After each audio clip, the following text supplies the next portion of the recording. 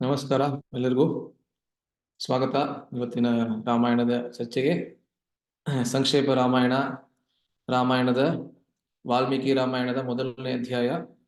ಅದರಲ್ಲಿ 4 ಶ್ಲೋಕಗಳನ್ನು ನಾವು ಚರ್ಚೆ ಮಾಡಿದ್ದೇವೆ. ಇವತ್ತು 5ನೇ ಶ್ಲೋಕ, ಅದರ ಚರ್ಚೆಯನ್ನು ನಾವು ಮಾಡಲಿದ್ದೇವೆ. ಈ 5ನೇ ಶ್ಲೋಕದಲ್ಲಿ ವಾಲ್ಮೀಕಿ ಮುನಿಗಳು ನಾರದರಿಗೆ ತಮ್ಮ ಕುತೂಹಲವನ್ನ ವ್ಯಕ್ತಪಡಿಸ್ತಾರೆ. ಈ ವಿಷಯವನ್ನ ಕೇಳೋದಕ್ಕೆ, ಈ 16 ಗುಣಗಳನ್ನ ಹೊಂದಿರತಕ್ಕಂಥ ಏಕೈಕ ಪುರುಷ ಯಾರಿದ್ದಾನೆ ಅವನ ವಿಷಯದಲ್ಲಿ ಕೇಳೋದಕ್ಕೆ ನನಗೆ ಪರಮ ಕುತೂಹಲ ಇದೆ ಅಂತ ಬ್ರಹ್ಮ ಜಿಜ್ಞಾಸೆ ಅನ್ನೋದನ್ನ ಏನಂತ ಹೇಳ್ತೀವಿ ನಾವು, ಅಥಾತೋ ಬ್ರಹ್ಮ ಜಿಜ್ಞಾಸ ಅಂತ ವೇದಾಂತ ಸೂತ್ರಗಳು ಕೂಡ ಅದೇ ರೀತಿಯಲ್ಲಿ ಆರಂಭ ಆಗುತ್ತೆ. ಸೊ ಆ ಬ್ರಹ್ಮ ಜಿಜ್ಞಾಸೆಯನ್ನ ಇಲ್ಲಿ ವ್ಯಕ್ತಪಡಿಸ್ತಾ ಇದ್ದಾರೆ. ಮುಖ್ಯವಾದಂತಹ ಶ್ಲೋಕ. ಒಬ್ಬ ಜಿಜ್ಞಾಸುವಿಗೆ, ಅಂದ್ರೆ ಭಗವಂತನ ಮೇಲೆ ಯಾರಿಗೆ ಜಿಜ್ಞಾಸೆ ಇರುತ್ತೆ ಅವರಲ್ಲಿ ಯಾವ ರೀತಿಯಾದಂತಹ ಕುತೂಹಲ ಇರುತ್ತದೆ ಆ ಭಗವಂತನ ವಿಷಯದಲ್ಲಿ ಕೇಳೋದಕ್ಕೆ, ಮತ್ತೆ ಯಾವ ರೀತಿಯಾದಂತಹ ಆಸಕ್ತಿ ಇರ್ತದೆ ಭಗವಂತನ ವಿಷಯದಲ್ಲಿ ಮತ್ತೆ ಭಗವಂತನ ಪರಿಶುದ್ಧ ಭಕ್ತರ ವಿಷಯದಲ್ಲಿ ಕೇಳೋದಕ್ಕೆ ಎಂಬುದನ್ನ ಈ ಶ್ಲೋಕದಲ್ಲಿ ನಾವು ಕಲಿತುಕೊಳ್ಳಬಹುದು. ಮುಖ್ಯವಾದಂತಹ ಶ್ಲೋಕ ಇದು. ಈ ಶ್ಲೋಕದ ನಂತರ ಮುಂದಿನ ಶ್ಲೋಕದಿಂದ ನಾರದರು ಉತ್ತರದ ರೂಪದಲ್ಲಿ ಸಂಕ್ಷೇಪ ರಾಮಾಯಣವನ್ನು ಹೇಳೋದಕ್ಕೆ ಶುರು ಮಾಡ್ತಾರೆ. ಇವತ್ತು ಕೇವಲ 5ನೇ ಶ್ಲೋಕದಲ್ಲಿ ದೀರ್ಘವಾದಂತಹ ವ್ಯಾಖ್ಯಾನ ಏನಿದೆ ಅದನ್ನ ಇವತ್ತು ನಾವು ಚರ್ಚೆ ಮಾಡ್ತೀವಿ.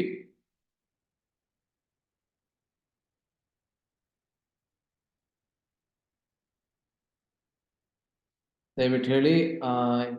ಪ್ರಾಯಶಃ ಎಲ್ಲರೂ ಹೇಳಿದ್ರೆ ಮತ್ತೆ ಆ ರೀತಿ ತೊಂದರೆ ಆಗ್ಬೋದೇನೋ. ಒಬ್ರು ಮಾತ್ರ ಹೇಳ್ಬೋದು ನನ್ನ ಹಿಂದೆ.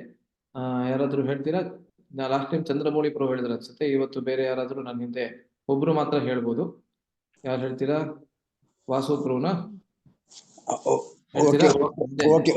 ಓಕೆ ಪ್ರಭುಜಿ. ಕೂಜಂತಂ ರಾಮ ರಾಮೇತಿ ಕೂಜಂತಂ ರಾಮ ರಾಮೇತಿ ಮಧುರಂ ಮಧುರಾಕ್ಷರಂ ವಂದೇ ಮಧುರಂ ಮಧುರಾಕ್ಷರಂ ಆರುಹ್ಯ ಕವಿತಾ ಶಾಖಾಂ ವಂದೇ ವಾಲ್ಮೀಕಿ ಕೋಕಿಲಂ ವಾಲ್ಮೀಕೇರ್ಮುನಿಸಿಂಹಸ್ಯ ಕವಿತಾವನಚಾರಿಣಃ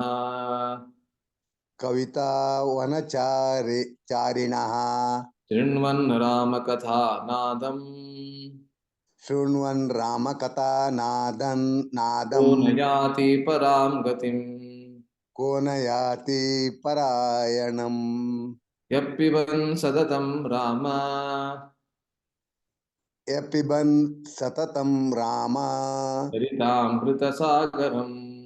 ಚರಿತಾಮೃತಸಾಗರಂ ಅತೃಪ್ತಸ್ಥಂ ಮುನಿಂ ವಂದೇ ಪ್ರಾಚೇತಃ ಸಮಕಲ್ಮಷಂ. ಇವತ್ತು ನಾವು ನಮ್ಮ ಚರ್ಚೆಗೆ ಬರ್ತಾ ಇದ್ದೇವೆ. ಹೇಳಿದಾಗೆ 5ನೇ ಶ್ಲೋಕ ಇದು. ಇದರ ಉಚ್ಚಾರಣೆಯನ್ನ ಇವಾಗ ನಾವು ಮಾಡೋಣ. ಮತ್ತೆ ನನ್ನ ಹಿಂದೆ ಹೇಳಿ. ಶಬ್ದ ಉಚ್ಚಾರಣೆ, ಅದಾದ್ಮೇಲೆ ಶ್ಲೋಕದ ಉಚ್ಚಾರಣೆ. ಏತತ್ ಇಚ್ಛಾಮಿ ಅಹಂ ಶ್ರೋತುಂ ಪರಂ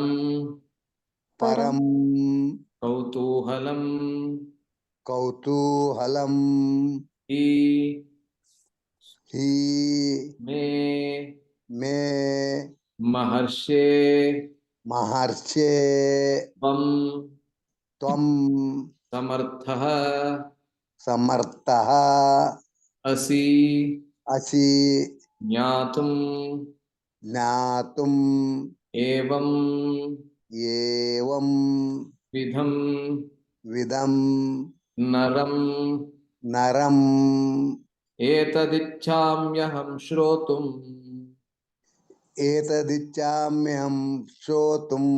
ಪರಂ ಕೌತೂಹಲಂ ಹಿ ಮೇ ಮಹರ್ಷೇ ತ್ವಂ ಸಮರ್ಥೋಸಿ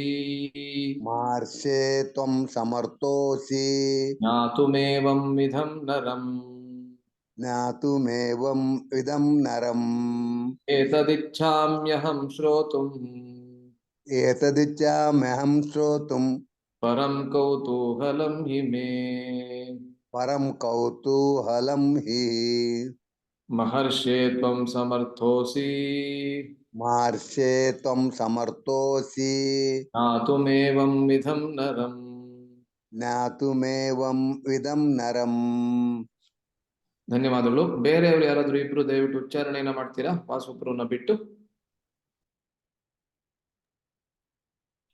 एतदिच्छाम्यहं श्रोतुं परं कौतूहलं हि मे महर्षे त्वं समर्थोऽसि ज्ञातुमेवं विधं नरम्. हरे कृष्ण प्रभुजी. ಧನ್ಯವಾದಗಳು. ಮತ್ತೊಬ್ರು ಯಾರು ಮಾತಾಜಿ ಯಾರಾದ್ರು? ಹರೇ ಕೃಷ್ಣ ಪ್ರಭು. ಹೇಳಿ ಮಾತಾಜಿ. ಏತದಿಚ್ಛಾಮ್ಯಹಂ ಶ್ರೋತುಂ ಪರಂ ಕೌತೂಹಲಂ ಹಿ ಮೇ ಮಹರ್ಷೇ ತ್ವಂ ಸಮರ್ಥೋಸಿ ಜ್ಞಾತುಮೇವಂ ವಿಧಂ ನರಂ. ಧನ್ಯವಾದಗಳು. ಇವಾಗ ಇದರ ಶಬ್ದಾರ್ಥವನ್ನು ನೋಡೋಣ. ಏತತ್ ಅಂದ್ರೆ ಹೀಗೆ ಅಥವಾ ಇದರ ಬಗ್ಗೆ, ಇವನ ಬಗ್ಗೆ. ಇಲ್ಲಿವರೆಗೆ 16 ಗುಣಗಳನ್ನ ನಾನೇನ್ ಹೇಳಿದೆ, ಅಂಥವನ ಬಗ್ಗೆ. ಏತದ ಇಚ್ಛಾಮಿ, ಇಚ್ಛಾಮಿ ಅಂದ್ರೆ ನಾನು ಇಚ್ಛಿಸುತ್ತೇನೆ. ಅಹಂ ಅಂದ್ರೆ ನಾನು ಇಚ್ಛಿಸುತ್ತೇನೆ. ಏನನ್ನ? ಶ್ರೋತುಂ, ಶ್ರೋತುಂ ಅಂದ್ರೆ ಕೇಳುವುದಕ್ಕೆ ನಾನು ಇಚ್ಛೆಯನ್ನ ಪಡ್ತೇನೆ. ಮತ್ತೆ ಕೇವಲ ಇಚ್ಛೆ ಅಲ್ಲ, ಪರಂ ಕೌತೂಹಲಂ ಹಿಮೆ, ನನಗೆ ಬಹಳ ಬಹಳ ಕುತೂಹಲ ಅನ್ನೋದಿದೆ. ಈ ರೀತಿಯಾದಂತಹ ಏಕೈಕ ಪುರುಷನ ಬಗ್ಗೆ ತಿಳ್ಕೊಳ್ಳೋದಕ್ಕೆ, ಅದರ ಬಗ್ಗೆ ಜ್ಞಾನಾರ್ಜನೆಯನ್ನ ಮಾಡೋದಕ್ಕೆ ನನಗೆ ಬಹಳ ಕುತೂಹಲ ಅನ್ನೋದು ಇದೆ. ಮಹರ್ಷೇ ಅಂತ ಇದು ಸಂಬೋಧನೆ. ನಾರದರಿಗೆ ಸಂಬೋಧನೆಯಲ್ಲಿ ಹೇಳ್ತಾ ಇದ್ದಾರೆ, ಮಹರ್ಷೇ, ಹೇ ಮಹರ್ಷಿಗಳೇ, ಮಹರ್ಷಿಯೇ, ತ್ವಂ ನೀನು ಸಮರ್ಥನಾಗಿದ್ದೀಯಾ, ಸಮರ್ಥ ಅಸಿ ಅಲ್ಲ. ಸೊ ನಾರದರು ಸಮರ್ಥರಾಗಿದ್ದಾರೆ, ನೀವು ಸಮರ್ಥರಾಗಿರುವಿರಿ. ಆದ್ದರಿಂದ ಯಾವುದಕ್ಕೆ ಸಮರ್ಥರಾಗಿದ್ದೀರಾ ಅಂತ ಹೇಳಿದ್ರೆ, ಏವಂ ಜ್ಞಾತುಂ, ಏವಂ ವಿಧಂ ನರಂ ಜ್ಞಾತುಂ ಸಮರ್ಥ ಅಸಿ. ಏವಂ ವಿಧಂ ನರಂ, ಈ ರೀತಿಯಾಗಿ 16 ಗುಣಗಳನ್ನ ಉಳ್ಳುವಂತಹ ಏಕೈಕ ಪುರುಷನ ಬಗ್ಗೆ ತಿಳಿದುಕೊಳ್ಳುವುದಕ್ಕೆ ಮತ್ತು ಅದನ್ನ ಹೇಳೋದಕ್ಕೆ, ನನಗೆ ಅದನ್ನ ಹೇಳೋದಕ್ಕೆ ನೀವು ಸಮರ್ಥರಾಗಿರುವಿರಿ. ಆದ್ದರಿಂದ ನನಗೆ ದಯವಿಟ್ಟು ಅವನ ಬಗ್ಗೆ ಹೇಳಿ ಎಂಬುದಾಗಿ ಇಲ್ಲಿ ನಮ್ಮ ಬಹಳ ಕುತೂಹಲ ಹೃದಯ ಏನಿದೆ, ಕುತೂಹಲ ಮನಸ್ಸು ಏನಿದೆ, ಅದನ್ನ ಇಲ್ಲಿ ವ್ಯಕ್ತಪಡಿಸ್ತಾ ಇದ್ದಾರೆ. ಇಲ್ಲಿ ಕುತೂಹಲ ಅನ್ನೋದಿರೋದು ವಾಲ್ಮೀಕಿ ಮುನಿಗಳಿಗೆ ಭಗವಂತನ ಬಗ್ಗೆ ತಿಳ್ಕೊಳ್ಳೋದಕ್ಕೆ ಅನ್ನೋದನ್ನ ನಾವು ಇಲ್ಲಿ ಗಮನಿಸಬೇಕು. ಯಾವುದೋ ಒಂದು ಸಣ್ಣ ವಿಷಯ, ಭೌತಿಕ ವಿಷಯದ ಮೇಲೆ ಅವರಿಗೆ ಕುತೂಹಲ ಇಲ್ಲ. ಆದರೆ ಭಗವಂತನ ಬಗ್ಗೆ, ಶ್ರೀರಾಮಚಂದ್ರನ ಬಗ್ಗೆ ತಿಳ್ಕೊಳ್ಳೋದಕ್ಕೆ ಅವರಿಗೆ ಕುತೂಹಲ ಅನ್ನೋದು ಇದೆ. ಇದ್ರ ಬಗ್ಗೆ ನಾವು ಮತ್ತೆ ಚರ್ಚೆಯನ್ನ ಮಾಡ್ತೀವಿ. ಮೊದಲು ಯಾರು ಇದುವರೆಗೆ ಉಚ್ಚಾರಣೆ ಮಾಡಿಲ್ಲ, ಅವ್ರು ಯಾರಾದ್ರೂ ದಯವಿಟ್ಟು ಅನುವಾದವನ್ನ ಓದ್ತೀರಾ? ಅನುವಾದ. ಎಲೈ ಮಹರ್ಷಿಯೇ, ಇದನ್ನು ತಿಳಿಯಲು ಆಸೆಯಾಗಿದೆ. ನನಗೆ ತುಂಬಾ ಕುತೂಹಲವಿರುವ ಪ್ರಶ್ನೆ ಇದು. ನೀನು ಉತ್ತರಿಸಲು ಅಸಮರ್ಥನಾಗಿರುವೆ. ಈ ವಿಧವಾಗಿ ನರನೆಲ್ಲಿರುವನೋ ಅವನಾರೆಂಬುದನ್ನು ನೀನು ಖಂಡಿತವಾಗಲೂ ತಿಳಿದಿರುವೆ. ಧನ್ಯವಾದಗಳು. ಖಂಡಿತವಾಗಲೂ ನೀವು ತಿಳಿದಿದ್ದೀರಾ. ಆಯ್ತಾ? ಸೊ ಸರಳವಾದಂತಹ ಶ್ಲೋಕ. ವಾಲ್ಮೀಕಿ ಮುನಿಗಳಿಗೆ ಕುತೂಹಲ ಈ ರೀತಿ ಇರ್ತಕ್ಕಂತಹದ್ದನ್ನ ನಾವು ಆರಂಭದಲ್ಲೇ ಗಮನಿಸ್ತಾ ಇದ್ದೀವಿ. ಇದನ್ನ ನಾವು ಪ್ರಾಯಶಃ ಪ್ರತಿಯೊಂದು ಶಾಸ್ತ್ರದ ಆರಂಭದಲ್ಲಿ ಕೂಡ ನಾವು ಗಮನಿಸ್ತೀವಿ. ಶ್ರೀಮದ್ ಭಾಗವತದ ಮೊದಲನೆಯ ಸ್ಕಂದದ ಮೊದಲನೇ ಅಧ್ಯಾಯದಲ್ಲಿ ಶೌನಕಾದಿ ಋಷಿಗಳು ಸೂತ ಮುನಿಗಳಿಗೆ ಪ್ರಶ್ನೆಗಳನ್ನ ಕೇಳ್ತಾರೆ. ಎಷ್ಟು ಪ್ರಶ್ನೆಗಳನ್ನ ಕೇಳ್ತಾರೆ? ಯಾರಾದ್ರೂ ಹೇಳ್ತೀರಾ? ಭಾಗವತದ 6 ಪ್ರಶ್ನೆಗಳು. 6 ಪ್ರಭುಜಿ. ಧನ್ಯವಾದಗಳು. ಆರಂಭದಲ್ಲೇ ಹೇಳ್ಬಿಟ್ರು ಚಂದ್ರಮೌಳಿ ಪ್ರಭುವರು. 6 ಪ್ರಶ್ನೆಗಳನ್ನ ಕೇಳ್ತಾರೆ. ಆ 6 ಪ್ರಶ್ನೆಗಳನ್ನ ಕೇಳಿ ಆದ ನಂತರ ಅವ್ರು ಹೇಳ್ತಾರೆ, ಈ ರೀತಿಯಾಗಿ ಪ್ರಶ್ನೆಗಳನ್ನ ನಾವು ಕೇಳಿದ್ದೀವಿ, ಅದರ ಬಗ್ಗೆ ಉತ್ತರಗಳನ್ನ ತಿಳ್ಕೊಳ್ಳೋದಕ್ಕೆ ನಮ್ಗೆ ಬಹಳ ಬಹಳ ಕುತೂಹಲ ಇದೆ. ಮತ್ತೆ ನೀವು ಇದಕ್ಕೆ ಉತ್ತರವನ್ನ ಕೊಡೋದಕ್ಕೆ ಸಮರ್ಥರಾಗಿದ್ದೀರಿ. ಏನಕ್ಕೆ ಅಂದ್ರೆ ನೀವು ರೋಮಹರ್ಷಣ ಸೂತನ ಮಗನಾಗಿ, ಸುಪುತ್ರನಾಗಿ ಹುಟ್ಟಿದ್ದೀರಾ. ಮತ್ತೆ ಎಲ್ಲದಕ್ಕಿಂತ ಮುಖ್ಯವಾಗಿ ಶುಕಮುನಿಗಳಿಂದ ನೀವು ಸ್ವಯಂ ಭಾಗವತವನ್ನ ಕೇಳಿದ್ದೀರಾ. ಶುಕಮುನಿಗಳ ಪ್ರಾಯ ಶಿಷ್ಯದ ರೂಪದಲ್ಲಿ ನೀವಿದ್ದೀರಾ. ಮತ್ತೆ ಎಲ್ಲಾ ಶಾಸ್ತ್ರಗಳ ದೀರ್ಘ ಅಧ್ಯಯನವನ್ನ ನೀವು ಮಾಡಿದ್ದೀರಾ. ಆದ್ದರಿಂದ ನಿಮಗಿಂತ ಬೇರೆ ಇದರ ಬಗ್ಗೆ ಹೇಳೋದಕ್ಕೆ ನಮ್ಗೆ ಬೇರೆ ಯಾರು ಉತ್ತಮರು ನಮ್ಗೆ ಕಾಣಿಸ್ತಾ ಇಲ್ಲ ಎಂಬುದಾಗಿ ಅವರ ಕುತೂಹಲವನ್ನು ವ್ಯಕ್ತಪಡಿಸ್ತಾರೆ. ಮತ್ತೆ ಅಷ್ಟು ಮಾತ್ರ ಅಲ್ಲ, ಪರೀಕ್ಷಿತ ಮಹಾರಾಜರು ಕೂಡ ಶುಕ ಮುನಿಗಳಿಗೆ ಭಾಗವತದಲ್ಲಿ ಆರಂಭದಲ್ಲಿ, ಮಧ್ಯದಲ್ಲಿ, ಕೊನೆಯಲ್ಲಿ, ಮತ್ತೆ ಅದಕ್ಕಿಂತ ಮಧ್ಯದಲ್ಲಿ, ಎರಡರ ಮಧ್ಯದಲ್ಲಿ ಕೂಡ ಥ್ರೂಔಟ್ ದ ಭಾಗವತದಲ್ಲಿ ಸಂಪೂರ್ಣ ಎಲ್ಲಾ ಕಡೆಯಲ್ಲೂ ತಮ್ಮ ಕುತೂಹಲವನ್ನ ಪದೇ ಪದೇ ವ್ಯಕ್ತಪಡಿಸ್ತಾನೆ ಇರ್ತಾರೆ. ಏಕೆ ಅಂದ್ರೆ ಆ ರೀತಿಯಾದಂತಹ ಕುತೂಹಲದಿಂದ ಆ ವಕ್ತಾರರು ಯಾರಿರ್ತಾರೆ, ಯಾರು ಹೇಳುಗರಿರ್ತಾರೆ, ಅವ್ರಿಗೆ ಸ್ಫೂರ್ತಿ ಅನ್ನೋದು ಕೂಡ ಜಾಸ್ತಿ ಆಗ್ತದೆ. ಯದ್ಯಪಿ ಅವ್ರಿಗೆ ಸ್ಫೂರ್ತಿಯ ಅವಶ್ಯಕತೆ ಇಲ್ಲ, ಹೇಳ್ಬೇಕಂತ ಹೇಳಿದ್ರೆ ಅವರೆಲ್ಲ ವಿಮುಕ್ತ ಜೀವಿಗಳು. ಆದ್ರೂ ಕೂಡ ಈ ರೀತಿಯಾದಂತಹ ಶಿಷ್ಟಾಚಾರ ಇದ್ರೆ ಅವಾಗ ಶಿಷ್ಯನ ಜೊತೆಗೆ ಆ ಒಂದು ಗುರುವಿನ ಸಂಬಂಧ ಮತ್ತೆ ಗುರುವಿನ ಜೊತೆಗೆ ಶಿಷ್ಯನ ಸಂಬಂಧ ಬಹಳ ಮಧುರವಾಗ್ತದೆ. ಅದರಿಂದ ಇಲ್ಲಿ ನಾವು ನೋಡ್ತಾ ಇದ್ದೇವೆ, ಸುಮ್ಮನೆ ಆ ರೀತಿಯಾಗಿರ್ತಕ್ಕಂತಹ ಪುರುಷ 16 ಗುಣಗಳನ್ನ ಉಳ್ಳುವಂತಹ ಪುರುಷ ಯಾರು ಅಂತ ಕೇಳಿ ಸುಮ್ಮನಾಗ್ಬಿಡ್ಲಿಲ್ಲ ವಾಲ್ಮೀಕಿ ಮುನಿಗಳು. ಆದ್ರೆ ಬಹಳ ಕುತೂಹಲದಿಂದ ಹೇಳ್ತಾ ಇದ್ದಾರೆ, ಆ ರೀತಿಯಾದಂತಹ ಪುರುಷನ ಬಗ್ಗೆ ನನಗೆ ಕೇಳೋದಕ್ಕೆ ಕುತೂಹಲ ಇದೆ, ದಯವಿಟ್ಟು ನನಗೆ ಆತನ ಬಗ್ಗೆ ಹೇಳಿ ಎಂಬುದಾಗಿ ಕುತೂಹಲವನ್ನ ಬಹಳ ತಿಳಿಯಾಗಿ ವ್ಯಕ್ತಪಡಿಸ್ತಾ ಇರೋದನ್ನ ಇಲ್ಲಿ ನಾವು ನೋಡಬಹುದು. ಆಯ್ತಾ? ಸೊ ಇವಾಗ ವ್ಯಾಖ್ಯಾನಕ್ಕೆ ಹೋಗೋಣ. ಇಲ್ಲಿ ಮುಖ್ಯವಾಗಿ ಯಾವ ವಿಷಯ ಇಲ್ಲಿ ಬರ್ತದೆ ಅಂತ ಹೇಳಿದ್ರೆ, ಇಲ್ಲಿ ನೋಡ್ಬೋದು, ವಾಲ್ಮೀಕಿಗಳು ಹೆಸರಿಸಿದ ಗುಣಗಳನ್ನುಳ್ಳ ಪುರುಷನು ಲೋಕದಲ್ಲಿ ಈಗಲಾಗಲಿ ಬೇರಾವ ಕಾಲದಲ್ಲಾಗಲಿ ಇದ್ದರೇನು ಬಿಟ್ಟರೇನು, ಅದನ್ನು ತಿಳಿದು ಇವರಿಗಾಗಬೇಕಾದರೇನು ಎಂಬ ಈ ಪ್ರಶ್ನೆಗಳಿಗೆ ಉತ್ತರ ರೂಪವಾಗಿ ಪರಂ ಕೌತೂಹಲಂ ಹಿಮೆ ಎಂದು ಹೇಳಿದ್ದಾರೆ. ಅಂದ್ರೆ ಇವಾಗ ಈ ಸಮಯದಲ್ಲಿ ಸಾಂಪ್ರತಂ ಲೋಕೆ ಅಂತ ಹೇಳಿದ್ರು ವಾಲ್ಮೀಕಿ ಮುನಿಗಳು. ಸಾಂಪ್ರತಂ ಅಂದ್ರೆ ಈ ಸಮಯದಲ್ಲಿ, ಮತ್ತೆ ಲೋಕೆ ಅಂದ್ರೆ ಈ ಲೋಕದಲ್ಲಿ ಮಾತ್ರ, ಬೇರೆ ಯಾವುದೋ ಲೋಕದಲ್ಲಿ ಅಲ್ಲ. ಈ ಸಮಯದಲ್ಲಿ, ಈ ಕಾಲದಲ್ಲಿ ಇಷ್ಟೊಂದು ನಿರ್ಬಂಧಗಳನ್ನ ಹಾಕಿ 16 ಗುಣಗಳನ್ನ ಉಳ್ಳುವಂತಹ ಪುರುಷನ ಬಗ್ಗೆ ನಾನು ಕೇಳಬೇಕು ಅಂತ ಇದ್ದೇನೆ ಎಂಬುದಾಗಿ ವಾಲ್ಮೀಕಿ ಮುನಿಗಳು ಹೇಳಿ ಆಯ್ತು ನಾರದರಿಗೆ. ಆದರೆ ಆ ಕೇಳಲು ಎಷ್ಟು ಅವರಿಗೆ ಆತುರತ್ವ ಇದೆ, ಅವರ ಮನಸ್ಸಿನಲ್ಲಿ ಎಷ್ಟು ಕಾತರತೆ ಇದೆ ಅದನ್ನ ಕೇಳೋದಕ್ಕೆ ಎಂಬುದನ್ನ ವ್ಯಕ್ತಪಡಿಸೋದಕ್ಕೆ ಪರಂ ಕೌತೂಹಲಂ ಹಿಮೆ ಎಂಬುದಾಗಿ ಹೇಳ್ತಾ ಇದ್ದಾರೆ. ಈ ಶಬ್ದಗಳಿಂದ ಏನನ್ನ ವ್ಯಕ್ತಪಡಿಸ್ತಾ ಇದ್ದಾರೆ ಅಂತ ಹೇಳಿದ್ರೆ, ನನಗೆ ಎಷ್ಟು ಕುತೂಹಲ ಇದೆ ಅಂತ ಹೇಳಿದ್ರೆ ಈ ಕ್ಷಣದಲ್ಲಿ ದಯವಿಟ್ಟು ನನಗೆ ಇದರ ಉತ್ತರವನ್ನು ಕೊಡಿ ಎಂಬುದಾಗಿ ಆ ಅರ್ಜೆನ್ಸಿ ಅನ್ನೋದೇನಿದೆ, ಆ ಕಾತರತೆ, ದಯವಿಟ್ಟು ನನಗೆ ಇದನ್ನ ಈ ಉತ್ತರವನ್ನು ದಯವಿಟ್ಟು ಹೇಳಿ, ಇದನ್ನ ಕೇಳೋದಕ್ಕೆ ನಾನು ಬಹಳ ಕಾತರನಾಗಿದ್ದೇನೆ ಎಂಬುದನ್ನ ಇಲ್ಲಿ ವ್ಯಕ್ತಪಡಿಸ್ತಾ ಇದ್ದಾರೆ. ಸೊ ಇದು ವ್ಯರ್ಥ ಚರ್ಚೆ ಅಲ್ಲ.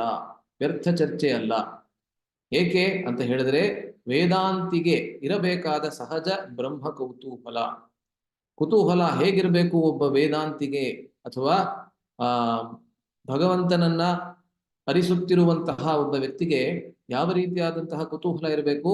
ಅವನಿಗೆ ಸಿನಿಮಾ ಬಗ್ಗೆ ಕುತೂಹಲ ಅಲ್ಲ, ಬೇರೆ ಯಾವುದೋ ಭೌತಿಕ ವಿಷಯದ ಬಗ್ಗೆ ಕುತೂಹಲ ಅಲ್ಲ, ಆದ್ರೆ ಬ್ರಹ್ಮನ್ ಅಂದ್ರೆ ಏನು? ಆ ಭಗವಂತನ ಬಗ್ಗೆ ಕುತೂಹಲ. ಆದ್ದರಿಂದಲೇ ವೇದಾಂತ ಸೂತ್ರಗಳು ಕೂಡ ಅದೇ ರೀತಿಯಲ್ಲಿ ಆರಂಭ ಆಗುತ್ತೆ. ಅಥಾತೋ ಬ್ರಹ್ಮ ಜಿಜ್ಞಾಸ, ಅತಃ ಅಂದ್ರೆ ಆದ್ದರಿಂದ. ಏನಕ್ಕೆ ಅಂದ್ರೆ ಈ ರೀತಿಯಾದಂತಹ ಮನುಷ್ಯ ಜನ್ಮವನ್ನ ಪಡೆದ ನಂತರ ಆದರೂ ಕೂಡ ನಾವೆಲ್ಲರೂ ಬ್ರಹ್ಮ ಜಿಜ್ಞಾಸೆಯನ್ನ ಹೊಂದಬೇಕು.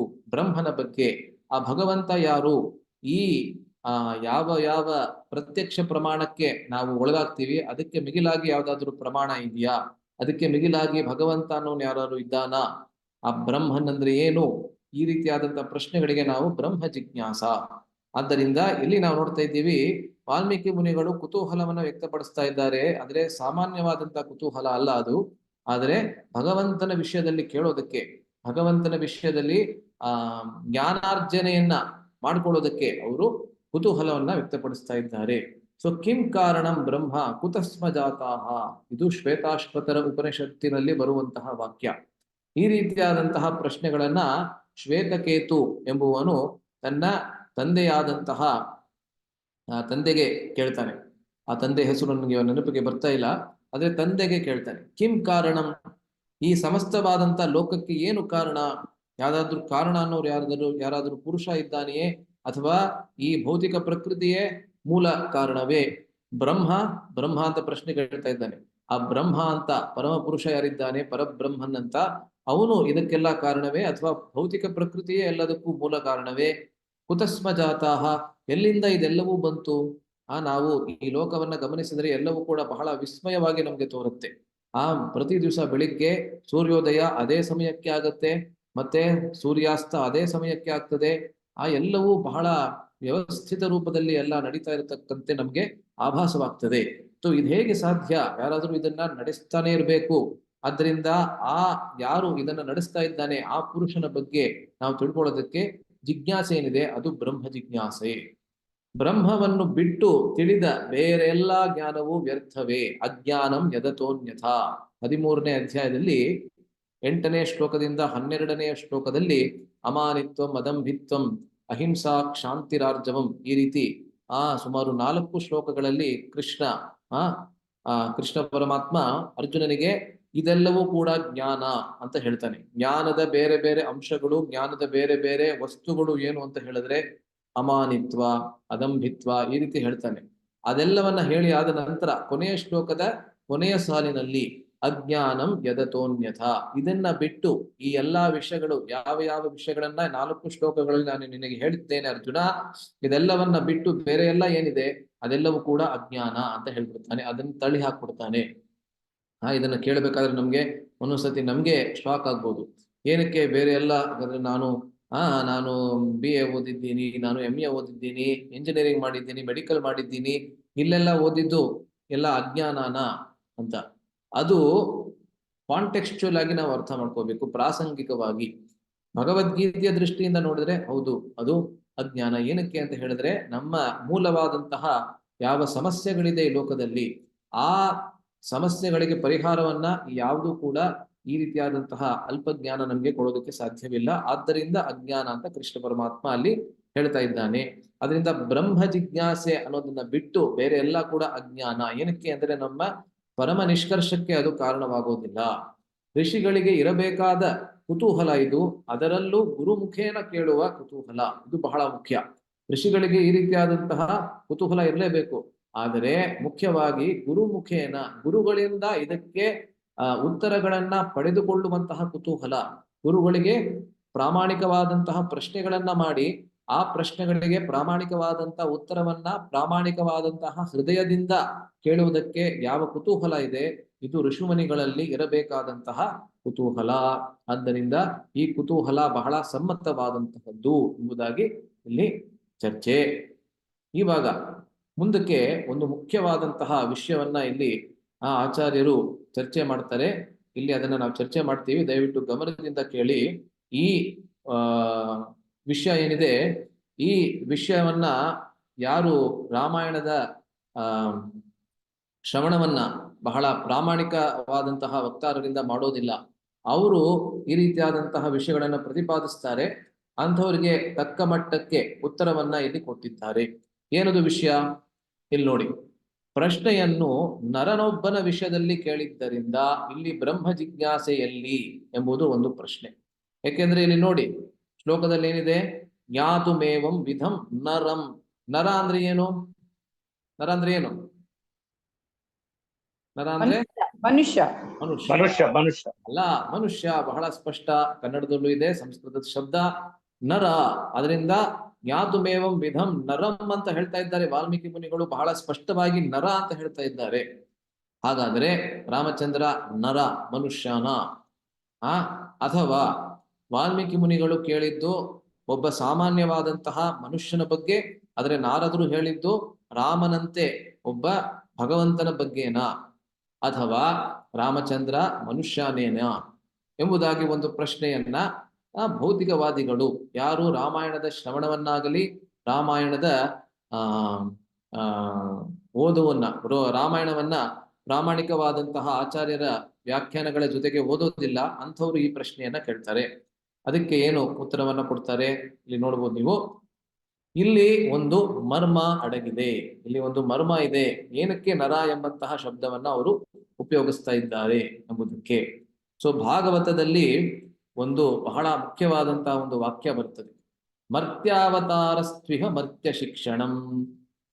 ಮರ್ತ್ಯಾವತಾರ, ಮರ್ತ್ಯ ಅಂದ್ರೆ ಒಬ್ಬ ಮನುಷ್ಯ ಅಂತ. ಯಾರಿಗೆ ಮರಣ ಅನ್ನೋದು ಬರುತ್ತದೆ ಅವನು ಮರ್ತ್ಯ. ಮರ್ತ್ಯಾವತಾರ, ಮನುಷ್ಯನ ರೂಪದಲ್ಲಿ ಯಾವಾಗ ಭಗವಂತ ಬರ್ತಾನೆ ಆವಾಗ ಮನುಷ್ಯರಿಗೆ ವಿಶೇಷವಾಗಿ ಶಿಕ್ಷಣವನ್ನ ಕೊಡ್ತಾನೆ. ಮನುಷ್ಯರಿಗೆ ವಿಶೇಷವಾಗಿ ಆ ಶಿಕ್ಷಣ ಅಂದ್ರೆ ಪಾಠಗಳನ್ನ ಕಲಿಸ್ತಾನೆ. ಮನುಷ್ಯರು ಹೇಗೆಲ್ಲ ಜೀವನದಲ್ಲಿ ನಡೆದುಕೊಳ್ಳಬೇಕೆಂಬುದನ್ನು ಆಚರಿಸಿ ತೋರಿಸುವ ಮನುಷ್ಯಾವತಾರ ಶ್ರೀರಾಮಾವತಾರ. ಸೊ ರಾಮಾವತಾರ ಅನ್ನೋದು ವಿಶೇಷವಾದಂತಹ ಅವತಾರ. ಏಕೆ ಅಂತ ಹೇಳಿದ್ರೆ ಲೋಕ ಮರ್ಯಾದೆಯನ್ನ ತೋರಿಸುವುದಕ್ಕೆ ಮಾಡಿದಂತಹ ಅವತಾರ. ಇದನ್ನ ಮುಂಚೆ ಕೂಡ ನಾನು 2-3 ಸತಿ ಹೇಳಿದ್ದೆ. ಈ 4 ಕೂಡ ಅಣ್ಣ ತಮ್ಮಂದ್ರು ಒಂದೊಂದು ತತ್ವದ ಪ್ರತಿರೂಪ, ಪ್ರತೀಕ. ರಾಮ ವಿಶೇಷವಾಗಿ ಲೋಕ ಮರ್ಯಾದೆಯನ್ನ ತೋರಿಸ್ಕೊಡ್ತಾನೆ. ತಂದೆ ತಾಯಂದಿರ ಜೊತೆಗೆ ಹೇಗೆ ನಡೆದುಕೊಳ್ಳಬೇಕು, ಪ್ರಜೆಗಳ ಜೊತೆಗೆ ಹೇಗೆ ನಡೆದುಕೊಳ್ಳಬೇಕು, ಪತ್ನಿಯ ಜೊತೆಗೆ, ಅಣ್ಣ ತಮ್ಮಂದಿರ ಜೊತೆಗೆ, ಮತ್ತೆ ಇತರರ ಜೊತೆಗೆ, ಋಷಿ ಮುನಿಗಳ ಜೊತೆಗೆ, ವರಿಷ್ಠರ ಜೊತೆಗೆ, ಇತರರ ಜೊತೆಗೆ ಹೇಗೆ ನಡೆದುಕೊಳ್ಳಬೇಕು, ಮತ್ತೆ ಅದೇ ರೀತಿಯಲ್ಲಿ ಅಸುರರ ಜೊತೆಗೆ ಹೇಗೆ ನಡೆದುಕೊಳ್ಳಬೇಕು ಎಂಬುದನ್ನ ಕೂಡ ತೋರಿಸ್ತಾನೆ. ಅದರಿಂದ ಲೋಕ ಮರ್ಯಾದೆಯನ್ನ ಎಲ್ಲರಿಗೂ ತೋರಿಸಿಕೊಡುವಂತಹ ಪರಮ ಅವತಾರ ಶ್ರೀರಾಮ ಅವತಾರ. ಮಾನವ ಜನ್ಮ ದೊಡ್ಡತನವನ್ನು, ಇದರಲ್ಲಡಗಿರುವ ಸೂಕ್ಷ್ಮ ಶಕ್ತಿ ವಿಶೇಷಗಳನ್ನು ಇತ್ಯಾದಿ ತೋರಿಸಿಕೊಡುವುದಕ್ಕಾಗಿ ಶ್ರೀರಾಮಾವತಾರವಾದುದರಿಂದ ಕೊನೆಯವರೆಗೂ ಶ್ರೀರಾಮನಾರೆಂಬುದನ್ನು ಮಹರ್ಷಿಗಳು ಬಾಯಿ ಬಿಟ್ಟು ಹೇಳಲಿಲ್ಲ. ದೇವತೆಗಳು, ಋಷಿಗಳು ಸಹ ಈ ರಹಸ್ಯವನ್ನು ಮುಚ್ಚಿಟ್ಟಿಯೇ ಸಹಕರಿಸಿದರು. ಅಂದ್ರೆ ಕೊನೆಯವರೆಗೆ ಅಂದ್ರೆ ಎಲ್ಲಿವರೆಗೆ? 2 ವಿಶೇಷವಾದಂತಹ ಸಂದರ್ಭಗಳಲ್ಲಿ ಶ್ರೀರಾಮಚಂದ್ರನ ಮೂಲ ವ್ಯಕ್ತಿತ್ವ ಅನ್ನೋದು ಹೊರಗೆ ಬರ್ತದೆ ಎಂಬುದಾಗಿ ಇಲ್ಲಿ ಆಚಾರ್ಯರು ಹೇಳ್ತಾರೆ. ಒಂದು ಸೀತೆಯ ಅಗ್ನಿ ಪರೀಕ್ಷೆಯ ಸಮಯದಲ್ಲಿ, 2ನೇದು ರಾಮನ ಪಟ್ಟಾಭಿಷೇಕದ ಸಮಯದಲ್ಲಿ. ಈ ಸಮಯದಲ್ಲಿ, 2 ಸಮಯದಲ್ಲಿ ಆವಾಗ್ಲೂ ಕೂಡ ಶ್ರೀರಾಮಚಂದ್ರ ಹೇಳೋದಿಲ್ಲ, ಆದ್ರೆ ಇತರರ ಬಾಯಿನಲ್ಲಿ ಅದನ್ನ ಬರೆಸ್ತಾನೆ. ಅದನ್ನ ಬಿಟ್ರೆ ಪ್ರಾಯಶಃ ಕೆಲವು ಬಹಳ ಏಕಾಕಿ ಸಂದರ್ಭಗಳಲ್ಲಿ, ಏಕಾಕಿ ಅಂದ್ರೆ ರಾಮಚಂದ್ರ ಯಾರ ಜೊತೆಗೂ ಇರ್ಲಿಲ್ಲ, ರಾಮಚಂದ್ರ ಒಬ್ಬಟ್ಟಿಯಾಗಿ ಇದ್ದ. ಉದಾಹರಣೆಗೆ ಜಟಾಯುವಿನ ಪ್ರಸಂಗದಲ್ಲಿ, ಜಟಾಯು ಯಾವಾಗ ಅದರ ಮರಣ ಆಗ್ತಾ ಇರ್ತದೆ, ಆ ಪಕ್ಷಿಯ ಜಟಾಯುವಿನ ಮರಣ ಆಗ್ತಾ ಇರ್ತದೆ, ಆವಾಗ ಶ್ರೀರಾಮಚಂದ್ರ ನಾನೇ ನಿನಗೆ ಮೋಕ್ಷವನ್ನ ಕೊಡ್ತೀನಿ ಅಂತ ಹೇಳಿ ಕಳಿಸ್ತಾನೆ. ಅದು ರಾಮಾಯಣದಲ್ಲಿ ಆ ಸಾಕ್ಷಿ ಪುರಾವೆ ನಮ್ಗೆ ಸಿಗ್ತದೆ, ಪ್ರಮಾಣ ನಮ್ಗೆ ಸಿಗ್ತದೆ. ಸೊ ಹೀಗೆ ಒಂದಷ್ಟೇ ಒಂದು ಸಂದರ್ಭಗಳನ್ನ ಬಿಟ್ರೆ ಬೇರೆ ಯಾವುದೇ ಸಂದರ್ಭದಲ್ಲಿ ಶ್ರೀರಾಮಚಂದ್ರ ತಾನೇ ಹೇಳಿಕೊಳ್ಳುವುದಾಗಲಿ ಅಥವಾ ಬೇರೆಯವರು ರಾಮಚಂದ್ರನ ಭಗವತ್ ತತ್ವವನ್ನ ಪ್ರಮಾಣಿಸುವುದಾಗಲಿ ನಮ್ಗೆ ಅಷ್ಟೊಂದು ನೋಡೋದಕ್ಕೆ ಸಿಗೋದಿಲ್ಲ. ಆದರೆ 2 ವಿಶೇಷವಾದಂತಹ ಸಂದರ್ಭಗಳಲ್ಲಿ, ಅದು ಪ್ರಾಯಶಃ ಕೊನೆಯಲ್ಲಿ, ಯಾಕೆಂದ್ರೆ ಸೀತೆ ಅಗ್ನಿ ಪರೀಕ್ಷೆ ಕೂಡ ಆಗಿರುವುದು ಯುದ್ಧಕಾಂಡದಲ್ಲಿ, ರಾಮನ ಪಟ್ಟಾಭಿಷೇಕ ಕೂಡ ಆಗೋದು ಯುದ್ಧಕಾಂಡದ ಕೊನೆಯಲ್ಲಿ. ಉತ್ತರಕಾಂಡ ಮಾತ್ರ ಬಾಕಿ ಇದೆ, ಆವಾಗ ಮಾತ್ರ ಅಲ್ಲಿ ಪ್ರಮಾಣ ಸಿಗ್ತದೆ. ಆದ್ದರಿಂದ ಇಲ್ಲಿ ನಾವು ವಿಶೇಷವಾಗಿ ಏನನ್ನ ನೋಡ್ತೀವಿ ಅಂತ ಹೇಳಿದ್ರೆ, ವಾಲ್ಮೀಕಿ ಮುನಿಗಳು ಎಲ್ಲಾ ಕಡೆಯಲ್ಲಿ ರಾಮಾಯಣದಲ್ಲಿ ಅವರ ರಾಮಾಯಣದಲ್ಲಿ ಅವರು ಹೇಳಬೇಕಾದ್ರೆ ಅಥವಾ ಬೇರೆಯವರು ರಾಮಚಂದ್ರನ ಬಗ್ಗೆ ಹೇಳಬೇಕಾದ್ರೆ ಕೂಡ, ಉದಾಹರಣೆಗೆ ವಿಶ್ವಾಮಿತ್ರರು ಶ್ರೀರಾಮಚಂದ್ರನ ಸುಪ್ರಭಾತವನ್ನ ಹೇಳಬೇಕಾದ್ರೆ ಕೂಡ ನರಶಾರ್ದೂಲಂ ಅಂತ ಹೇಳ್ತಾರೆ. ಏನಕ್ಕೆ ಅಂತ ಹೇಳ್ತಾರೆ, ಏನಕ್ಕೆ ಆ ರೀತಿ ಹೇಳ್ತಾರೆ ಅಂತ ಹೇಳಿದ್ರೆ, ಅಲ್ಲಿ ಒಂದು ವಿಶೇಷವಾದಂತಹ ಮುಖ್ಯವಾದಂತಹ ಒಂದು ರಹಸ್ಯ ಅಡಗಿದೆ. ಏನಂತ ಹೇಳಿದ್ರೆ, ಮರ್ತ್ಯಾವತಾರಸ್ತ್ವಿಹ ಮರ್ತ್ಯ ಲಕ್ಷಣಂ ಅಥವಾ ಮರ್ತ್ಯ ಶಿಕ್ಷಣಂ. ಮನುಷ್ಯರಿಗೆ ತಾವು ಹೇಗೆ ಬದುಕಬೇಕೆಂಬುದನ್ನ ತೋರಿಸ್ಕೊಡೋದಕ್ಕಾಗಿ ಶ್ರೀರಾಮಾವತಾರ ಆಗಿರೋದ್ರಿಂದ ಕೊನೆಯವರೆಗೆ, ಪ್ರಾಯಶಃ ಕೊನೆಯವರೆಗೆ ಆ ರಹಸ್ಯವನ್ನ ಆ ಮಹರ್ಷಿಗಳಾಗಲಿ, ರಾಜ ಮಹಾರಾಜರಾಗಲಿ, ಬೇರೆ ಯಾರಾಗಲಿ ಅದನ್ನ ಮುಚ್ಚೆ ಇಡ್ತಾರೆ ಎಂಬುದು ಮುಖ್ಯವಾದಂತಹ ಒಂದು ಸಂಗತಿ. ಇಲ್ಲಿ ಒಂದಷ್ಟು ಪ್ರಮಾಣಗಳನ್ನ ಕೊಡ್ತಾರೆ. 2 ಪ್ರಸಂಗಗಳನ್ನ ನಾನೇನ್ ಹೇಳಿದೆ, ಮೊದಲನೇದು ರಾಮ ಪಟ್ಟಾಭಿಷೇಕ, 2ನೇದು ಸೀತೆಯ ಅಗ್ನಿ ಪರೀಕ್ಷೆ. ಇದೆರಡರಲ್ಲಿ ಹೇಗೆ ಶ್ರೀರಾಮಚಂದ್ರನ ಭಗವತ್ ತತ್ವ ಅನ್ನೋದು ಹೊರಗೆ ಬರ್ತದೆ ಎಂಬುದಕ್ಕೆ ಪ್ರಮಾಣಗಳನ್ನ ಕೊಡ್ತಾರೆ ಆಚಾರ್ಯರು. ಅದಾದ ಮೇಲೆ ಈ ಕುತೂಹಲ ಏನಿದೆ, ಈ ವಾಲ್ಮೀಕಿ ಮುನಿಗಳ ಪರಮ ಕುತೂಹಲ, ಪರಂ ಕೌತೂಹಲಂ ಹಿಮೆ ಅಂತ ಏನ್ ಹೇಳ್ತಾ ಇದ್ದಾರೆ, ಅದರ ಬಗ್ಗೆ ಅವರ ಚರ್ಚೆಯನ್ನ ಮುಂದುವರಿಸ್ತಾರೆ. ಸೊ ಇದ್ಯಾವುದದು ಪ್ರಮಾಣ? ಪಟ್ಟಾಭಿಷೇಕ ಮುಗಿದ ಫಲಶ್ರುತಿಯಲ್ಲಿ, ಪಟ್ಟಾಭಿಷೇಕನೂ ಕೂಡ ಇವಾಗ ಮುಗಿದೋಗಿದೆ. ಇದೇನೆ ರಾಮ ಪಟ್ಟಾಭಿಷೇಕದ ಒಂದು ಚಿತ್ರೀಕರಣ.